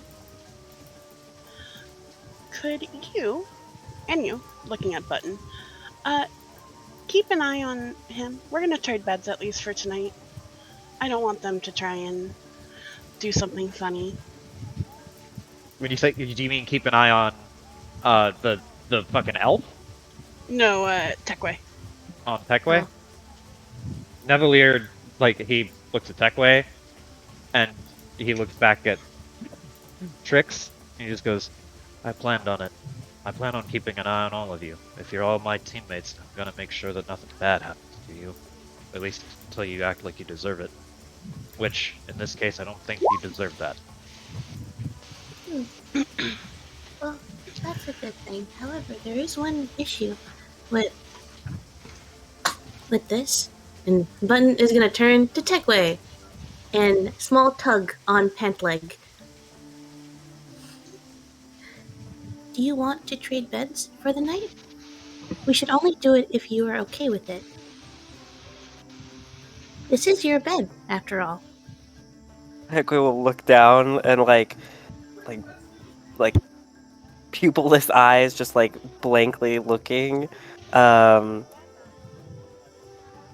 just nod. Nods back. Nevalier turns around, and at this point, what's Piper? What's your character's name? Angela. Angela. Angela's back, right? Because you went to go get the teacher and you came back. She's ordered to go back to her bunk, so she's back at her bunk, just getting her uniform on, her red shirt on. Gotcha. Then Nevalier sees that she's back to her bunk, and then he'll nod to the rest of them and say, or to the other three, and say, "Hey, let's go reconvene at our side at least. This battlefield's already had its fair share of violence." Then he wipes the corner of his mouth. You can see that there's just a little bit of blood.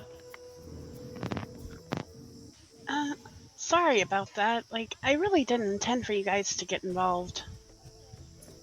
You don't have to It was- apologize. It was kind of my fight.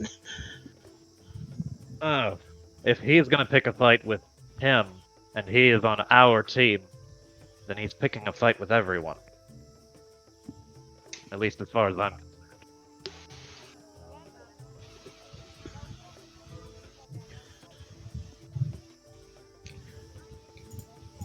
Oh, At least we have a sense of camaraderie early, right? hmm I hope the sentiment is returned. yes. And Four thumbs up. Button is gonna tug pant leg on Nevalier, and Button is gonna hold out a finger and poke kneecap and healing word. Hey! That'll immediately get me to full, even if you roll the lowest. Yep. Hell yeah. It's just Thank you. teamwork. And I think her name. That one. Points to Angela. I think her name was Angela. It was very, very smart of her to get the officer involved to help end it early. My thoughts should thank him. exactly. I'd like to go and thank her. And Button starts walking. Nevalier pats Techway on the shoulder and nods towards the other set of beds because the other set of beds is more clustered, so it feels more like that is home base. So he just pats you on the shoulder and nods that way, and he's like, "Yeah, this is where we're gonna kind of set up camp, I guess." It's our territory. Hey, it wasn't a territory deal until those motherfuckers made it a territory deal. Now Nevelier's like, "This is our turf. Don't fucking cross the red line." Mm. You know, and it's a good thing it ended early. But honestly, we probably could have taken them pretty easily. I have no If it doubt was a real about that. Heckway will nod. If the Trix Trix puts 2 hands up for high fives for both of you. you get like a really awkward, soft like Nevelier, his high five is not enthusiastic in the physical act of it, but he likes the camaraderie. He appreciates that a lot.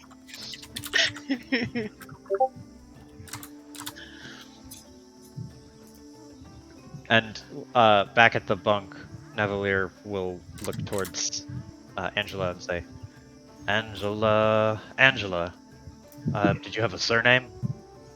I usually just go by Angela. There. Thank you for getting the teacher. Or the officer. The officer. It was very, very smart of you, and I appreciate you helping us. I just did what was necessary. Nod.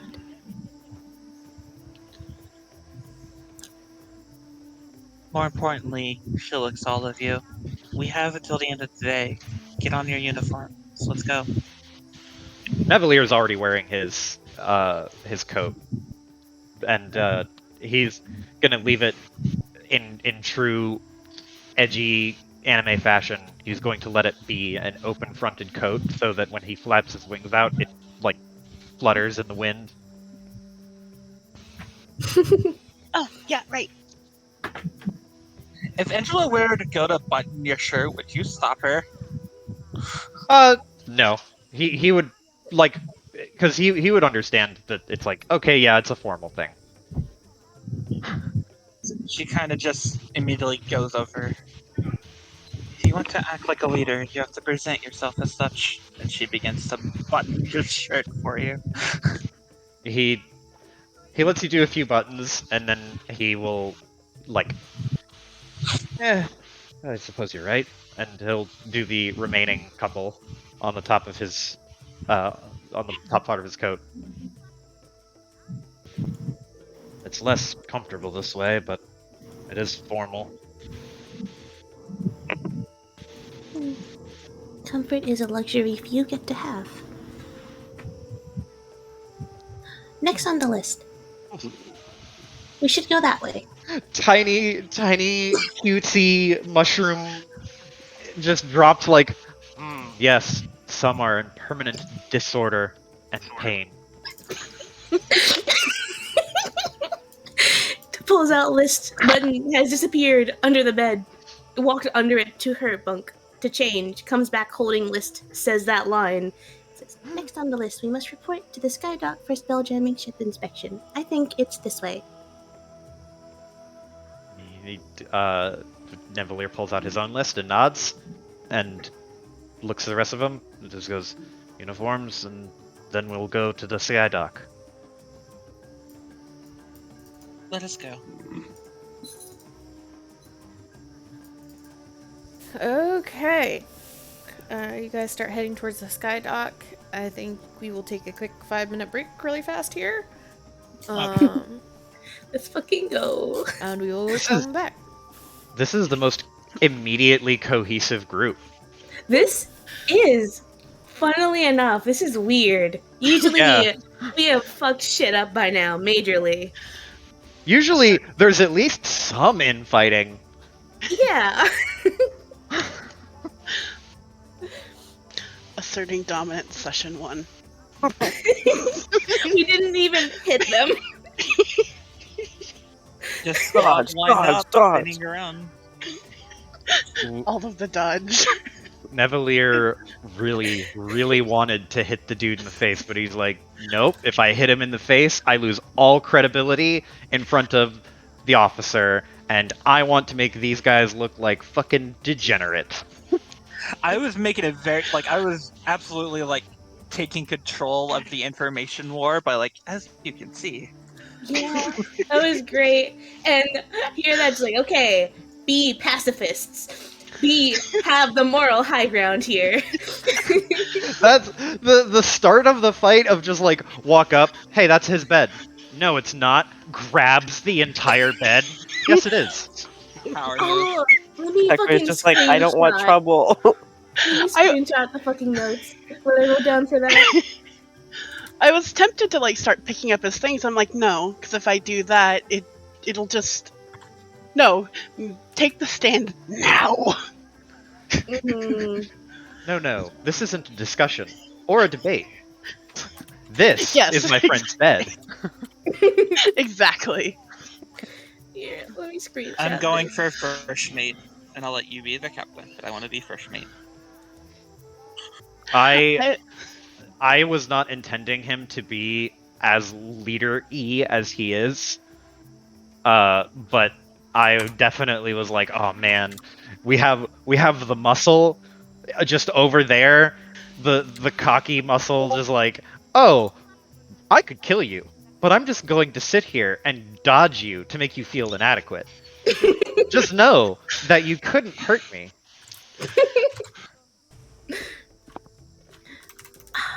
I. This is the most cohesive group we've ever made.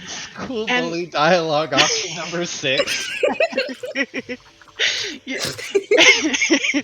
And the thing is too, I was gonna have Trix take a beating if that's what had to happen, but No. I'm so happy we were all here. Perfection. Oh man. Oh my god, we have a break. I gotta do something in the break. I'll be right back. I got too excited talking about game. It's so good.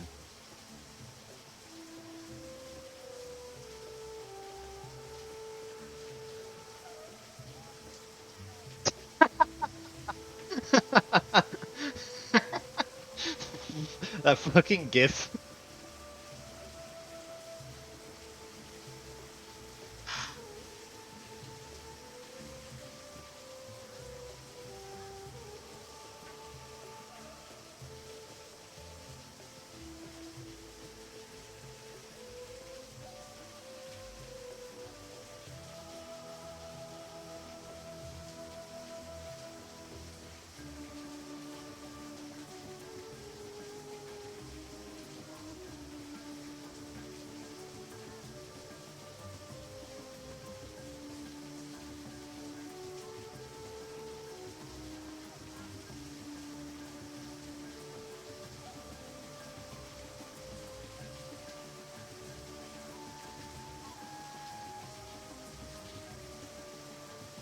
Just thank you everyone for having my back. Yeah, that I'm playing a character who had a team, lost a team, and is now on another team. And the fact that it starts with this is everyone. You don't have to get to know them. You don't have to run around to figure out who's who or whatever. It's just these people, them. Stick with them. And then Nevalier is far more orders oriented than I would have than any usual character I play.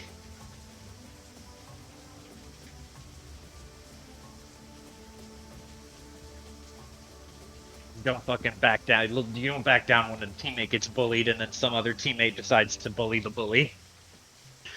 She wasn't bullying him. Well, Them. dealing with the bully. Dealing with the bully, yes. That was the most Being assertive. Yes, being assertive. 'Cause Not Tekwe letting the was bully being walk. passive. Not letting the bullies walk all over our teammate. Tekwe, it's like, give me your bed. Okay. No, Tekwe, you're supposed to be assertive. Beep beep beep. Not Now let him have it. assertive. You can have it. Assertive. Okay, now let him have it. You can have it. my bed. No.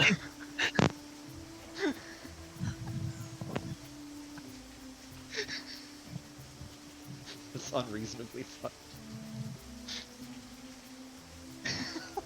Okay, I'm back. Life is just a series of SpongeBob references, and then you die. Yeah, I don't have context, but that's accurate. That's what I'm doing so far.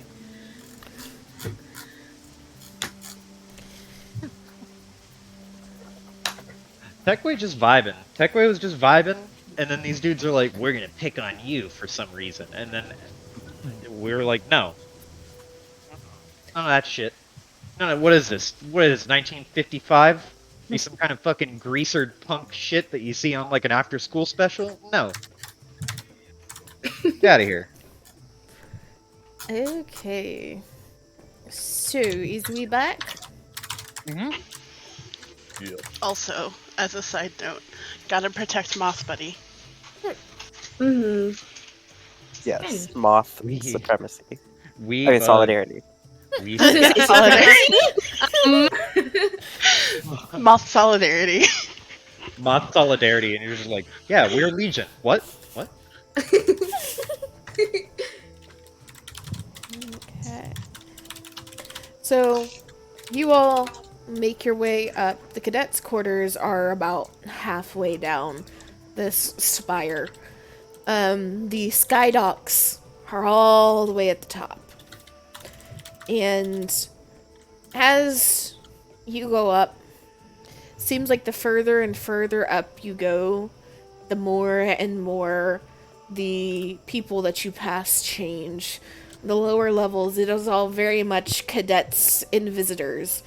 But as you go further up, the visitors start to fade away, and there seems to be fewer and fewer and fewer of them. You start seeing more and more sailors, more and more officers. And eventually, you make it to the very, very top. And at the topmost level, as you turn down a hallway to head towards the door to what the sky docks are, you see at the very end of the hallway 3 guards. They are all large and broad, carrying 2 swords. One that seems to be a standard scimitar, and one that is covered in magic runes. And they kind of stare at you as you approach, and you stop directly in front of them, and they examine you. What are you here for?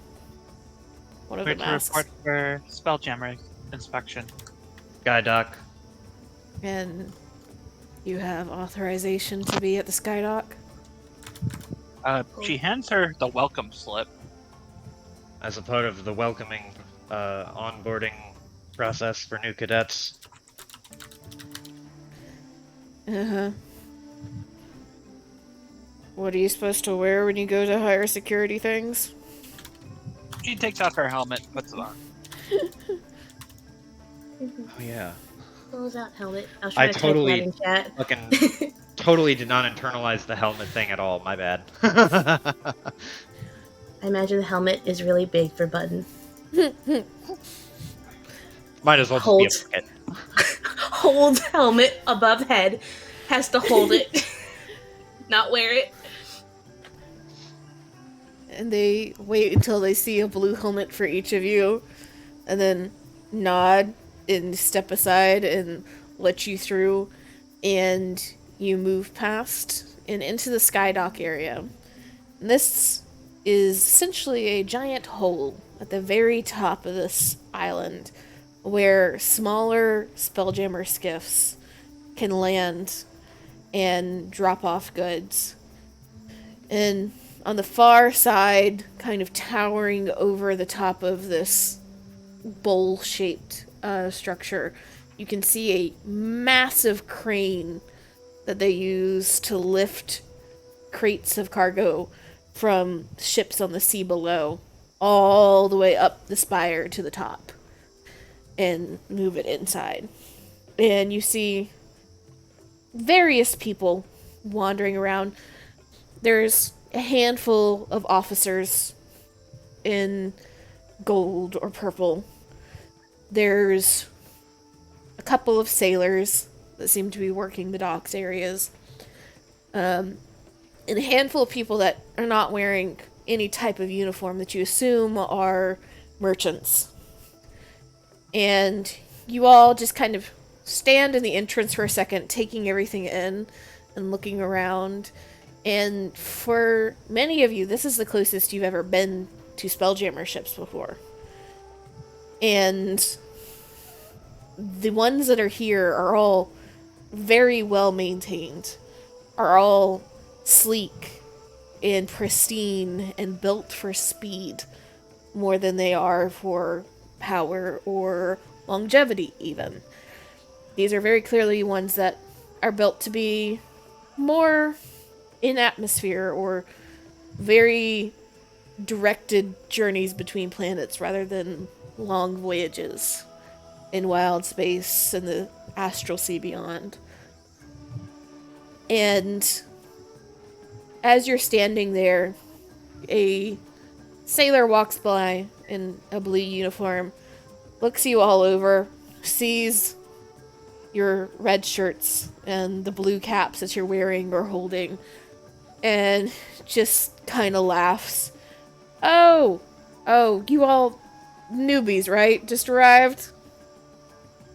Yes, sir. He nods and kind of stops, and he's carrying a fairly large barrel. He kind of like does like the one leg stand where he puts his knee under it so that he can kind of balance it for a second as he kind of looks around and squints and shifts, and then you hear this and he points down one of the docks. You see those two little gnomes running around down there? That you need to go talk to them. That's Pick and Kip. Thank you very much. You'll go do that. Thanks for the help. Appreciate it, sir. He just kind of like lifts a hand, no problem, and continues on what he's doing. And as you all move down and around the docks to where the two tiny figures seem to be moving around and in between and sometimes on top of various pieces of cargo, all of you roll perception. And the passive does not count for this.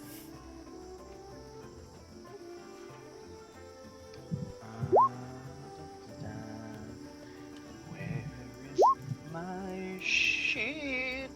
Why do I have it in a separate window? There it is. I see.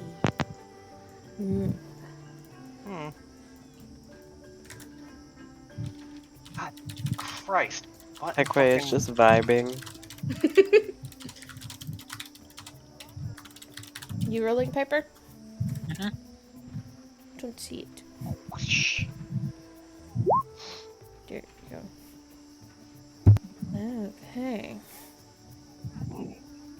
Button, as you are walking along the dock, you are just kind of taking in the sights.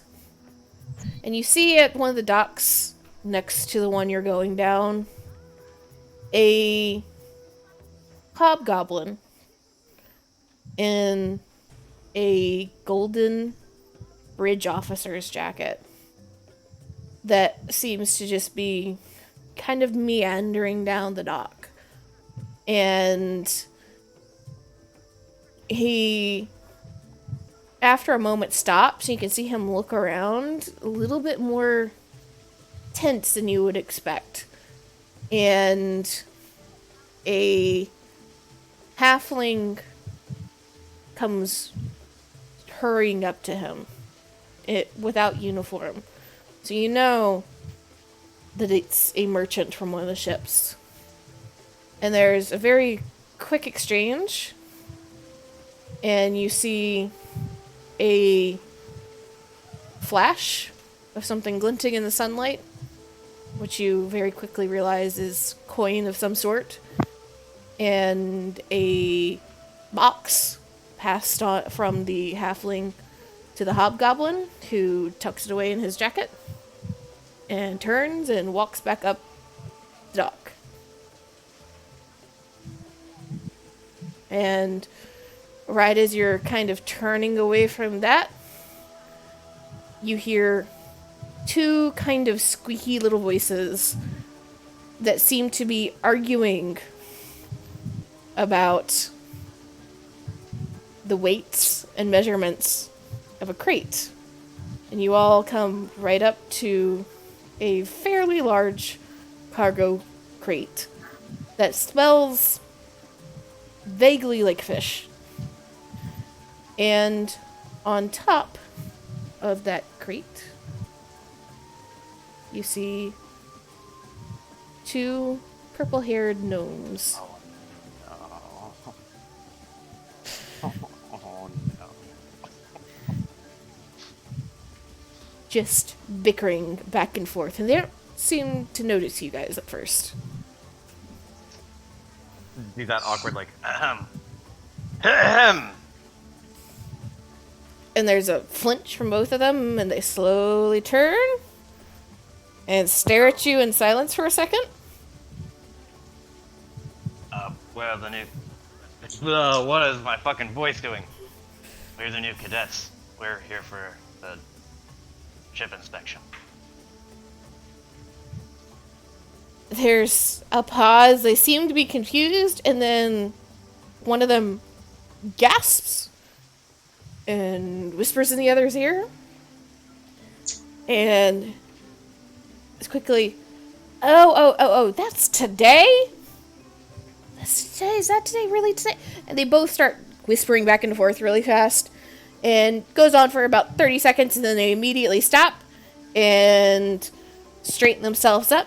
And you see both of them are wearing white cloth gloves as they kind of clasp their hands in front of themselves.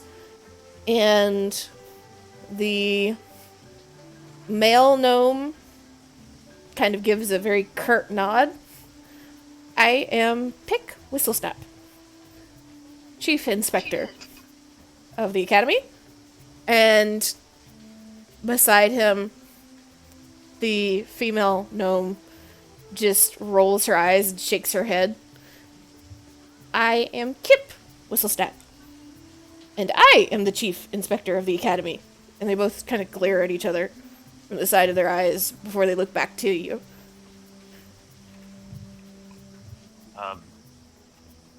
Pleased to meet you. I'm Nevalier. And he gestures to the rest of the group. We are here for our inspection. If you'd so be inclined to begin. And you are not being inspected. Why would we inspect somebody that has no idea what they're doing? Pick says, with a note of disdain.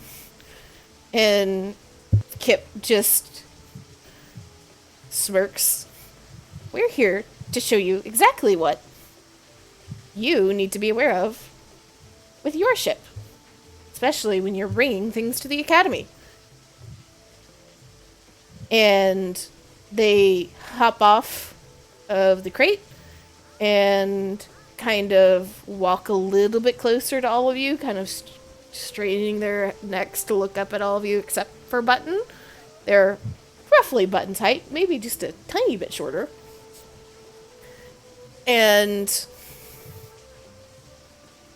they look you all from head to toe, and Pick speaks up. Have any of you ever been on a Spelljammer before?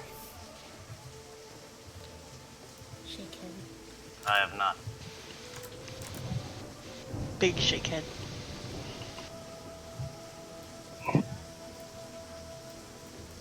Well then, you all need to know a couple of things. And they start motioning you to follow, and they walk towards the kind of gangplank of the ship that they're beside. And you see that this ship has a couple of sailors, Spelljammer sailors on it, with blue uniforms.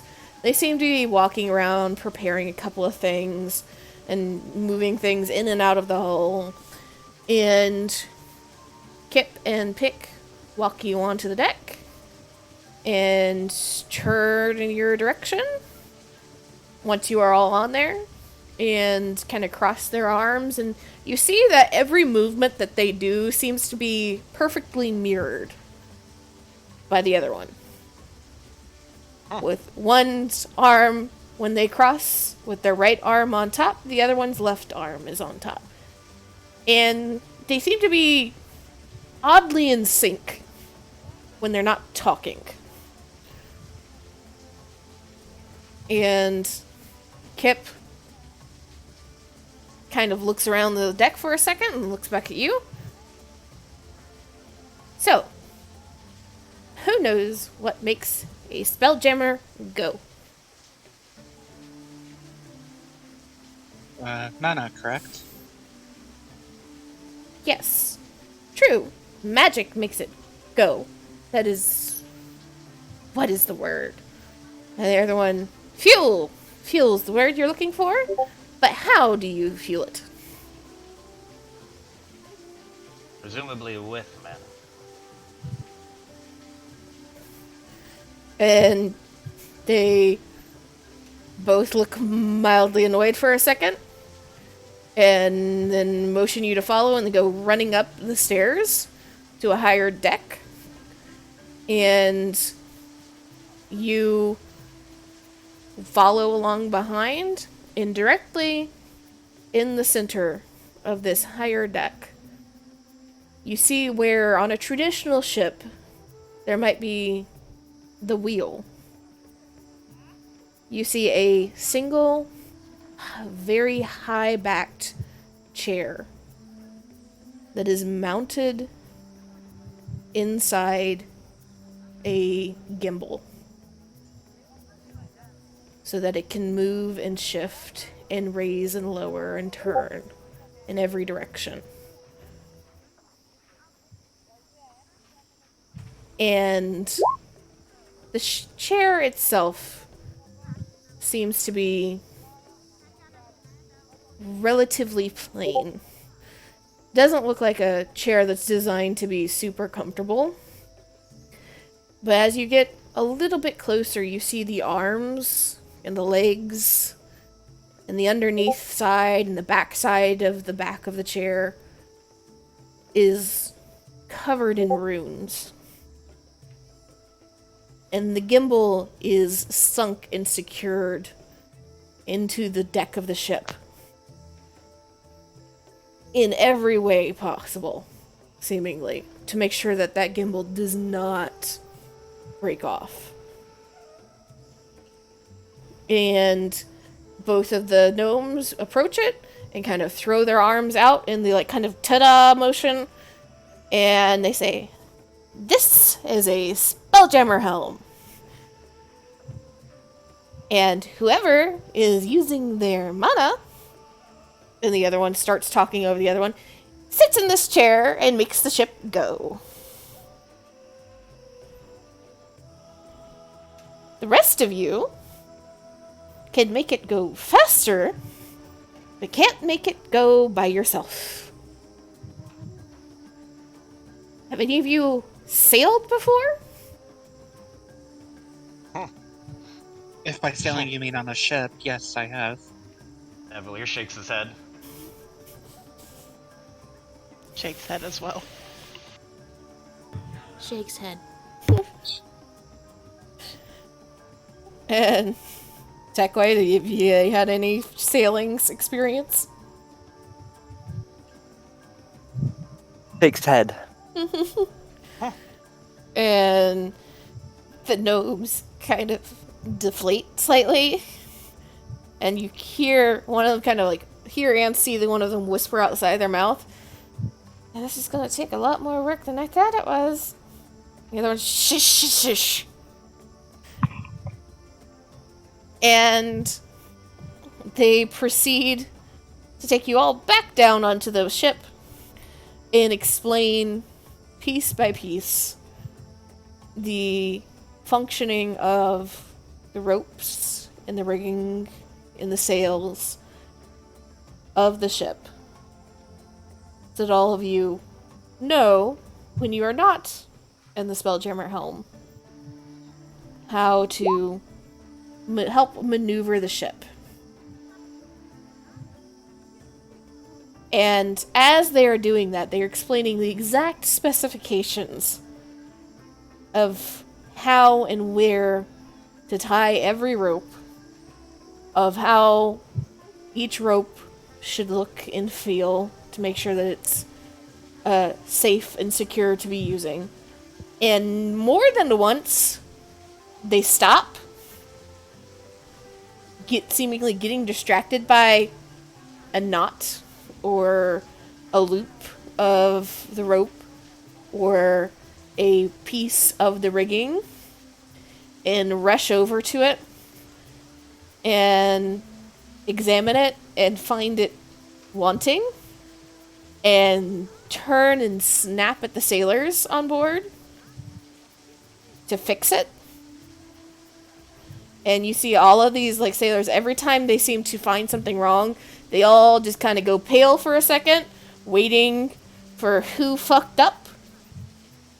And then the person that fucked up immediately runs to go fix whatever it is. And you quickly become very aware that these gnomes, for as eccentric and as strange as they may seem, have some of the highest standards you could possibly ever need to meet when it comes to sailing. And you guys are up there for a good 3-4 hours, going from one end of the ship to the other. And they drill each piece into your brain. They make you stop and try and tie certain knots to see if you're doing well on it. And they work you and work you and work you. And all of you can roll either, let me see here, hold on, double checking this.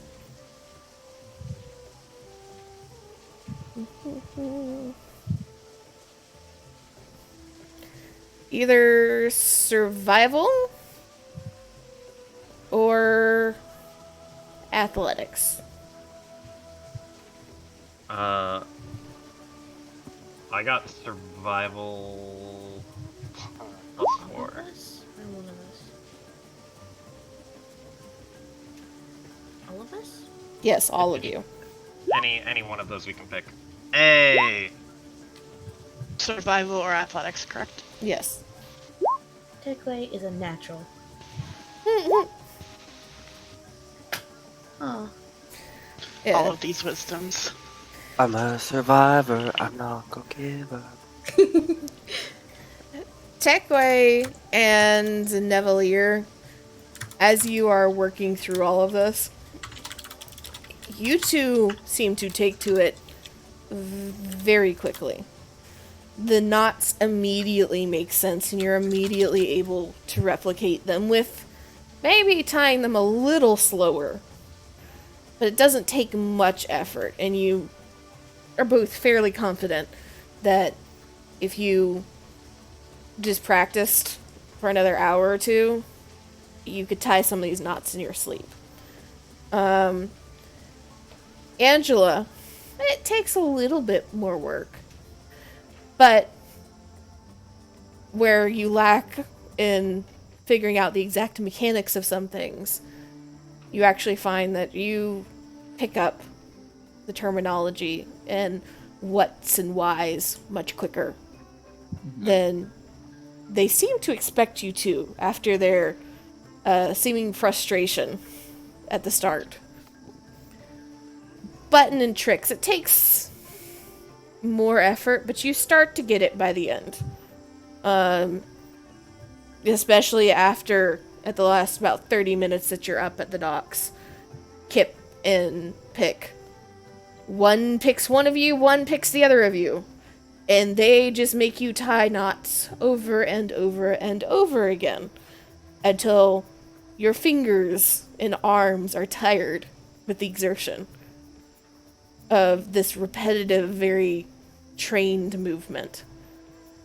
But all of you end up leaving the docks by the end with a very basic knowledge of the ship and its functioning, and at least a theoretical understanding of how things are supposed to work together, if nothing else.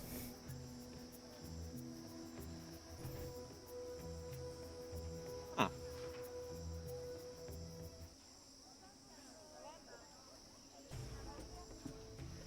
What now?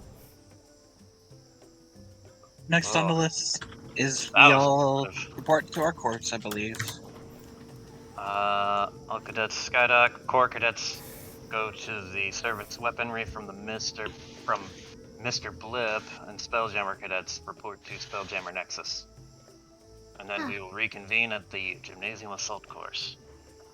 It looks like we have to split up now. I hope you all have fun and enjoy yourselves and learn things. Best of luck. You both. I pray you do not get into any more conflicts while we are away. I don't think my arms could handle it if we did. Ugh. My gears need to be cleaned. Opening and closing a hand very slowly. You hear like a slight squeak from how Is there a visible overworked. button? What'd you say? Is there a visible part of you that needs cleaning? You can probably hear it. It sounds like her knuckles and the mechanics in her hands need to be oiled from how much she used them just now. I was gonna say, give me your hand. Gives hand. Holds, She uses reaches that- hand up as high as button can. Yeah, she like gets on one leg and then she uses prestidigitation like on the inside of your hand and like runs it along your arm to clean it. Oh, thank you. She nods. So Let us be often. so basically the mages and the marshals are separating. You can if you want to. You don't have to. What about Techway?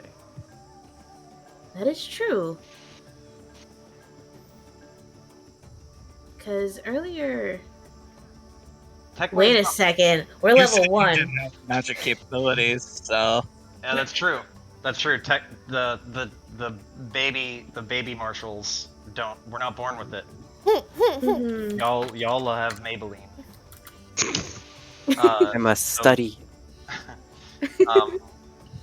Then yeah, Navalier will look at Techway and look at Trix, and then nod his head towards the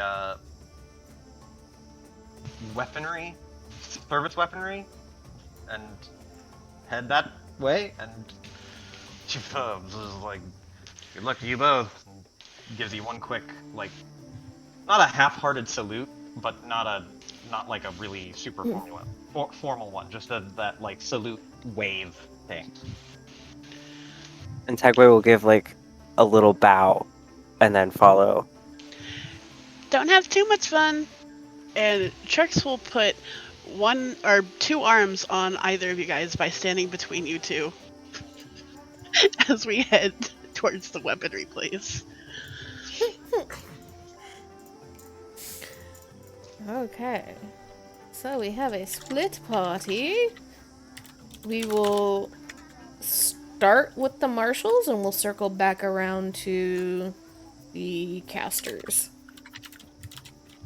So, the marshals have the furthest to go because you were all the way at the very top and the stores are all the way right above the entrance to the spire at the bottom. And you slowly make your way in and out and around the spire, going lower and lower and lower. And you see that some caster on the dormitory level has cast some illusion spell of some sort. And there are now bright, glowing, illusory fish just floating through the air and filling almost the entire dormitory level, seeming to phase through walls from the hallway into the cafeteria and back out, just moving. And as you continue lower and lower, you hear that magical announcing voice blare through the academy again. Ectoplasmic breach in Spelljammer Nexus. All personnel be prepared for supernatural anomalies. Repeat, ectoplasmic breach on Spelljammer Nexus. And- Slow head turn to the rest of the group.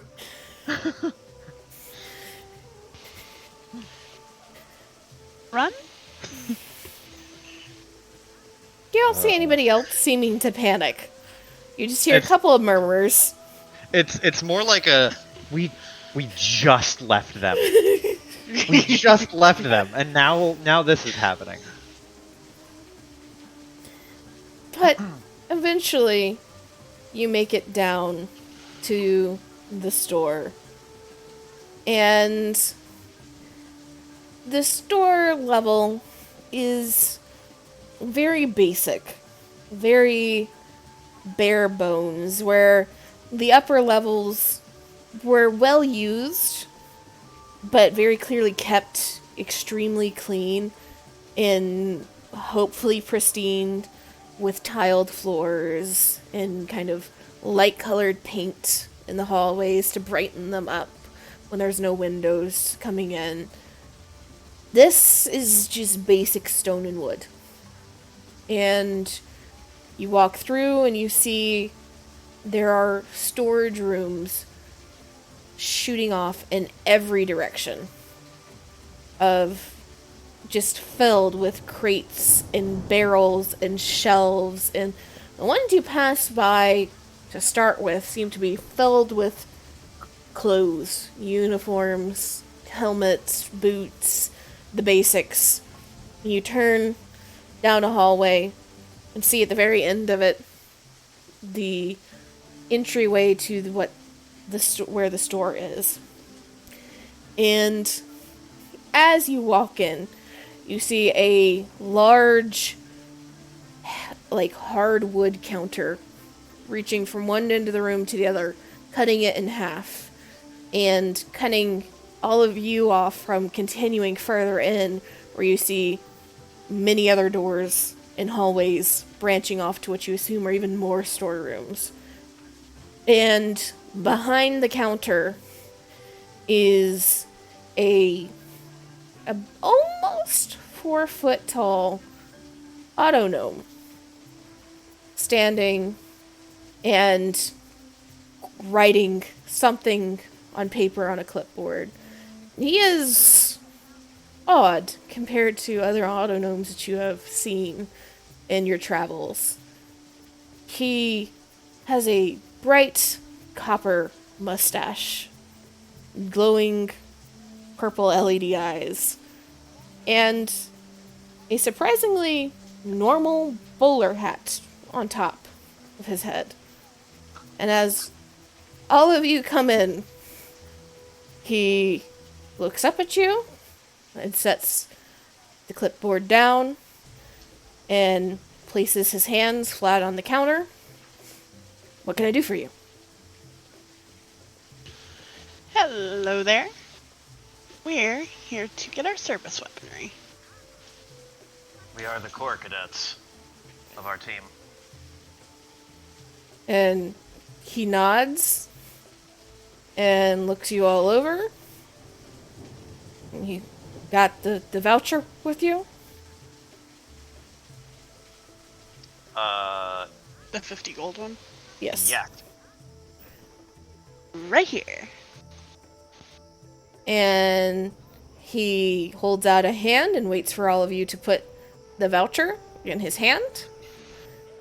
And He nods and kind of slips it under the counter and puts it somewhere you guys can't see, and motions for you to follow, and goes all the way down to the end of the counter and lifts up a little gate to let you all behind. And when you move behind, you see that he does not have legs. He has a single wheel where his legs should be. And he just kind of tilts and turns and rolls into one of the doorways. Motions for all you all to follow him. And this is why I started with you guys. You guys now can use the 50 gold to buy anything, any armor, weapon, piece of gear, tool that is considered basic from the player's handbook, or any equipment packs from the player's handbook. You guys get to go on a shopping spree. Hey. So, does that mean we don't get our typical starting gear from just being level 1? You guys get your typical ones. Guys considered as part of what you would have gotten from this. Everybody that comes through, every cadet gets their starting equipment, but because you guys don't get the extra training, you guys get, like, the others can come down here. It's just they have to do it between sessions. But you guys get to go ahead and do it. So, Nice. shopping trip for Tekwe, Nevelier, and Trix. Let's fucking go. Shopping spree. Holy shit. So you can use 50 gold. Whatever you don't spend, you lose, because the voucher is a voucher. Oh. Yep, so it's use it or lose it. Okay. So that should keep the three of you busy for a minute. And we'll go back up to the casters. You guys. Formatting. Just give me one moment.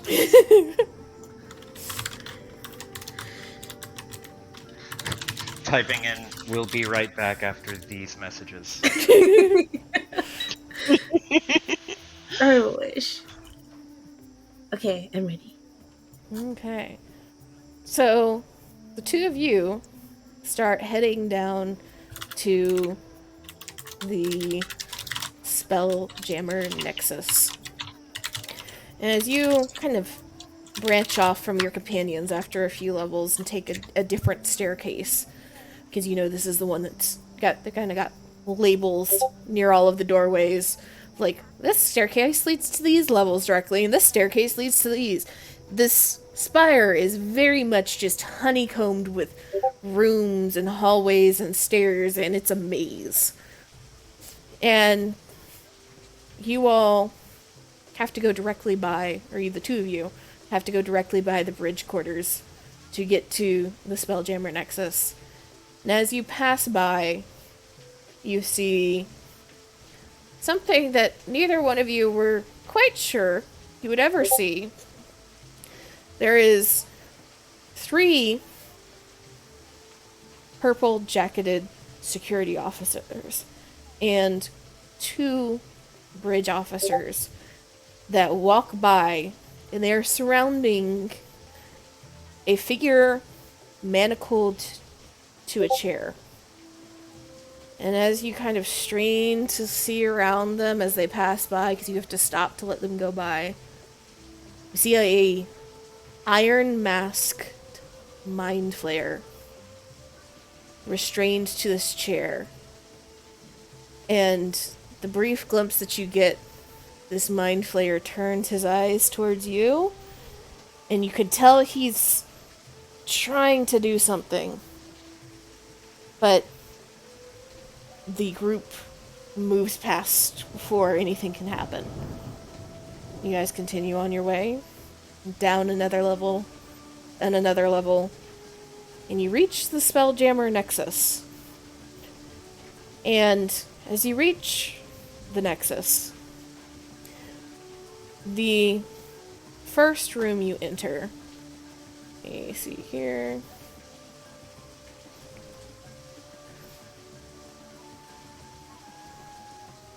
Do I have this one? I do.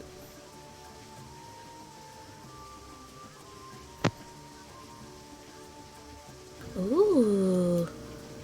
The first room you enter is a massive library. Ceilings 30, 40 feet high, and shelves from the floor to the ceiling. Filled with books and scrolls and papers of every shape and size.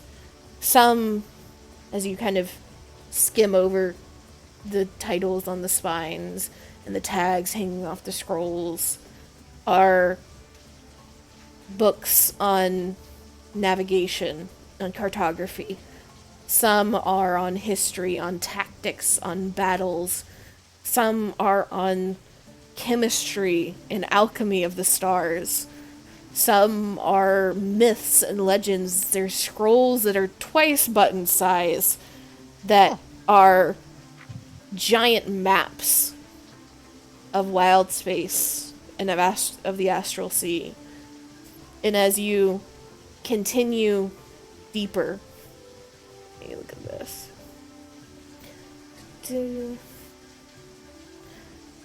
You see a room off to the side with glass doors. The inside looks like a laboratory with glass beakers and boxes of chemicals and alchemical supplies and magnifying glasses and lab equipment that most of you would have either never seen in your lifetime or is of far finer quality than you've ever seen. And down another hallway, there seems to be even more rooms full of books and charts and tables to study them. And as you get to the door at the far end of the main room, you see a observatory with walls and ceilings seemingly looking out onto space itself. Stars completely surrounding a giant telescope that points out. And the swirling wisps of magic that run through wild space right at the edge of the astral sea. And sitting in the chair behind the telescope is a very tall, lean figure with platinum blonde hair, wearing robes of some sort, who is down looking through this telescope. And he doesn't even look up as you enter. And let me see here. There we go.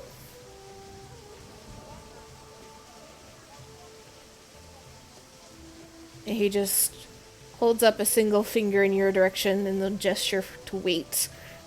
There's another couple of moments in silence as he continues to look through this telescope. And finally they look up and turn to face you, and you see that their eyes are almost completely black except for where the iris should be. They're essentially just swirling pools of what looks like quicksilver. And they look you both over and smile slightly. So, 2 more that show promise. Welcome. And he slowly stands up and kind of smooths his robes out and moves a little closer. So, tell me, what magic can either of you do?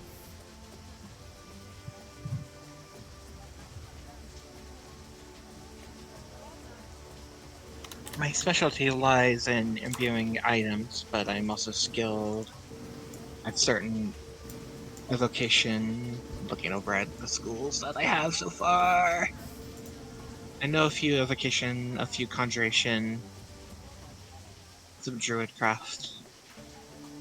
And what would your preference be from what you know?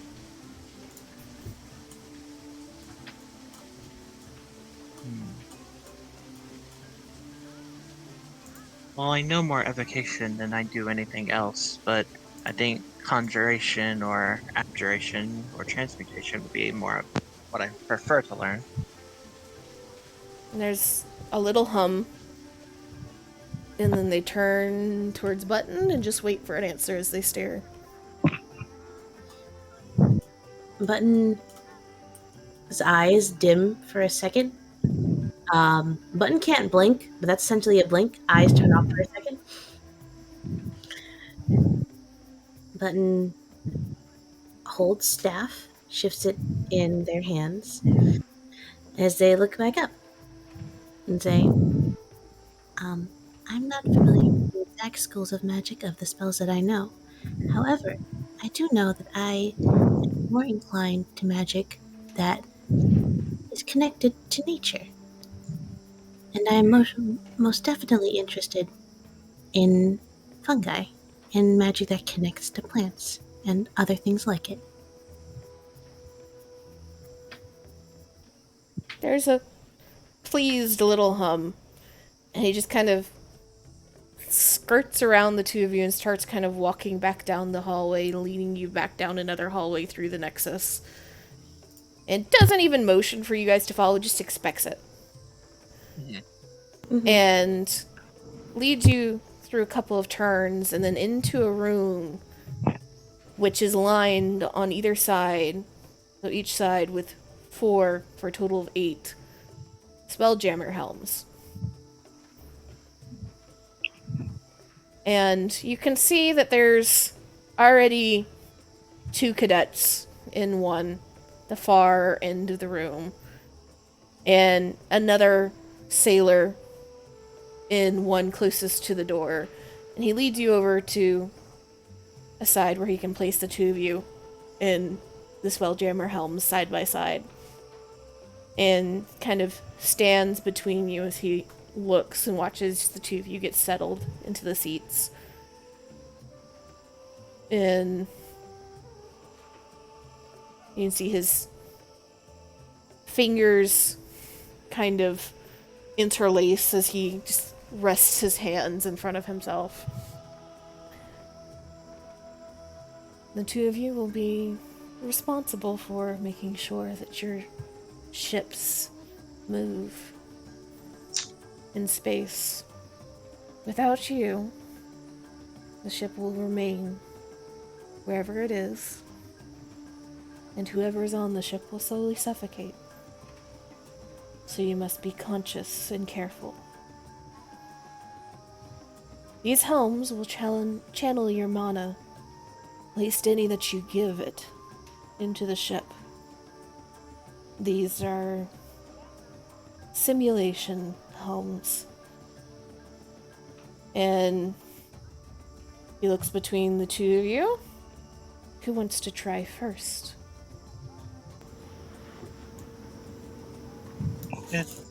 I am willing to. I will do so. He nods. And walks over and very carefully takes your hands and places them on the arms of the chair. And adjusts a few times until you are sitting very straight back, very kind of proper in this chair. It's not necessarily comfortable, but as he does the last adjustment, you can feel the magic hum of the wood of this chair underneath your skin. And he tilts his head. Remember this position exactly. Unless you make a helm yourself. This is the only way to make sure that as much mana is coming from you into the helm as possible. Any standard issue helm will be almost exactly like this one. Now, moving a helm is more like moving a limb than it is casting a spell. You have to feel the mana coursing through it, through yourself, into the chair, into the machine behind, and through the ship. And as he says that, he reaches to the wall behind the helm that you're sitting in and kind of slides his hands across it. And Button, since you're beside them and can see this, you can see runes lighting up along the wall that you didn't see before. And Angela, you suddenly see the spectral vision of a Spelljammer ship around you. It's odd. It's layered over reality. But it's there. And he kind of motions for you. Try to channel your mana. Try to make the ship go forward. Will it to go forward, as if you were wanting your own leg to move. And you can make an Arcana check. Passive Arcana, smile? Not for the first one.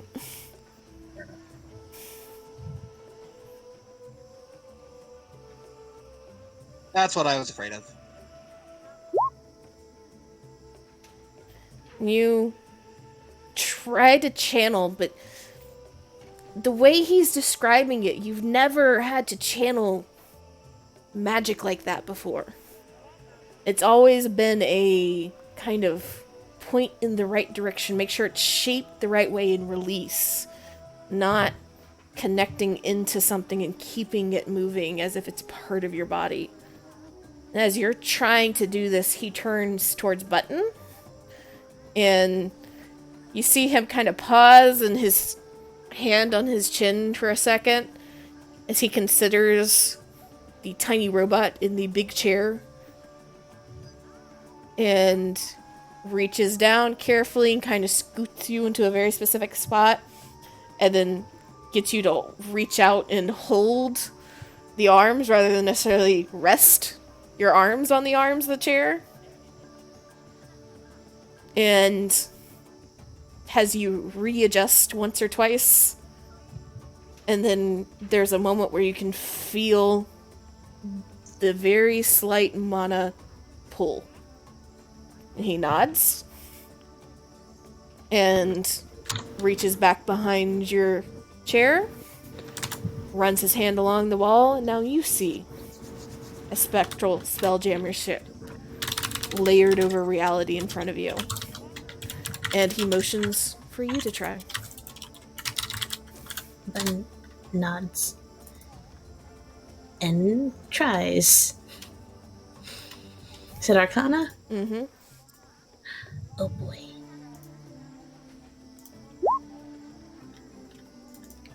Hey. So you push your mana into this chair, and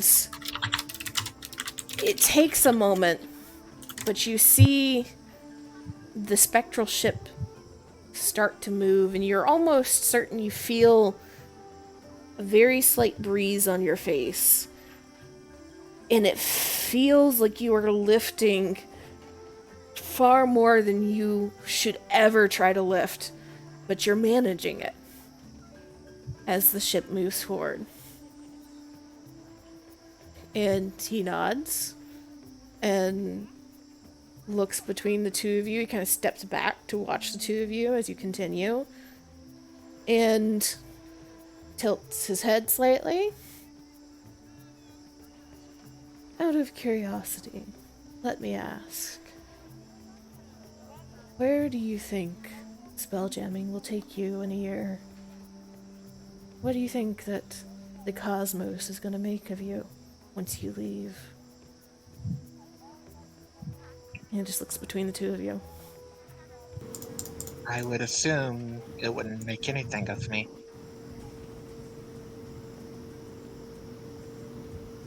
He just kind of hums to himself and he looks to Button.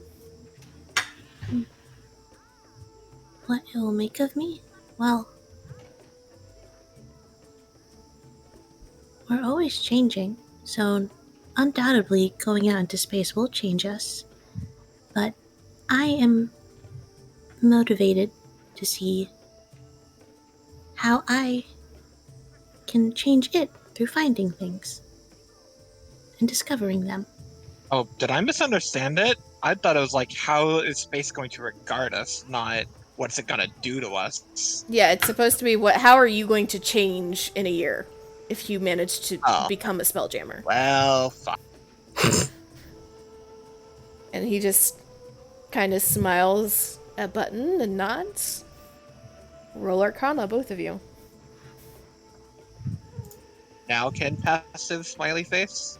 Not until you succeed at least once. Damn it. Very being mean to me. Oof! And Angela, you focus just a little bit more, and suddenly you feel your mana rushing through the ship, and feel the ship almost as if it's part of you. And much like Button, it feels like you are just throwing yourself against an object that is far too heavy for you to move, but you are managing to move it. It's slow, but very, very slowly it moves, and you feel a slight breeze on your face. And Button, you're the discussion and the thoughtful answer you gave seems to have been enough to distract you. And suddenly, the ship starts to stop, and you feel the breeze stop against your face, and the mana that was coursing through the ship slowly shrink until it's just you in the chair. And he frowns slightly and looks at you. You have to be able to focus. If you can't do that, you cannot spelljam. I will keep trying until I can focus and not break it. And he nods and looks between the two of you again. One last question then. I'm always curious. When young magic users like the two of you come, this world already has enough potential for our people. Why exactly do you want to be here?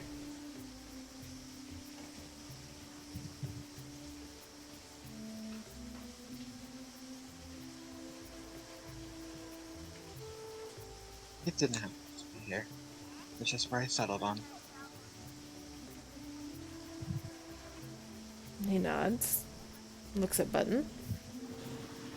Why exactly do I want to be here? To get the skills to travel and discover things, and return home to share them. He nods. And Amy, make another Arcana check. Piper, we can use the passive, or if you want to try and make the Spelljammer go faster, you can roll. I'll stick with the passive. Woo! And Dirty 20. Amy, you push your mana into this chair again, and it immediately jumps to life around you. You feel connected to the ship, and it starts moving. You know how to do it. It's just keeping it going that's the problem. And he kind of nods to himself and takes another step back, motions to the two of you. You two can practice as long as you'd like, and the two of you can come here whenever you'd like to practice. I would advise making sure that you can focus on moving the ship for as long as needed before you ever truly try to set off away from the school. Thank you for answering my questions, though. He just kind of gives a tiny kind of half bow to the two of you. Nod. And slowly turns and leaves the room, leaving the two of you in the Spelljammer helms. And so the reward that the two of you get for do this is both of you get to go ahead and have inspiration. Oh, yay. Let's fucking go! And that will be where we end it tonight, I think. Ow! So, Amy and Piper, the two of you can go ahead and pick the lists that you want from the store. You cannot add them to your sheets just yet, because we are not technically at the end of this day for you to have gone to the store. But you'll get those later. Fuck yeah. Joe, Iris, and Cody, you can go ahead and add whatever you want from the store to your sheets. We don't get to level up just yet, but we will level up during a break next session. So I'd advise knowing what you want next session. And that will be all. Knowing what we want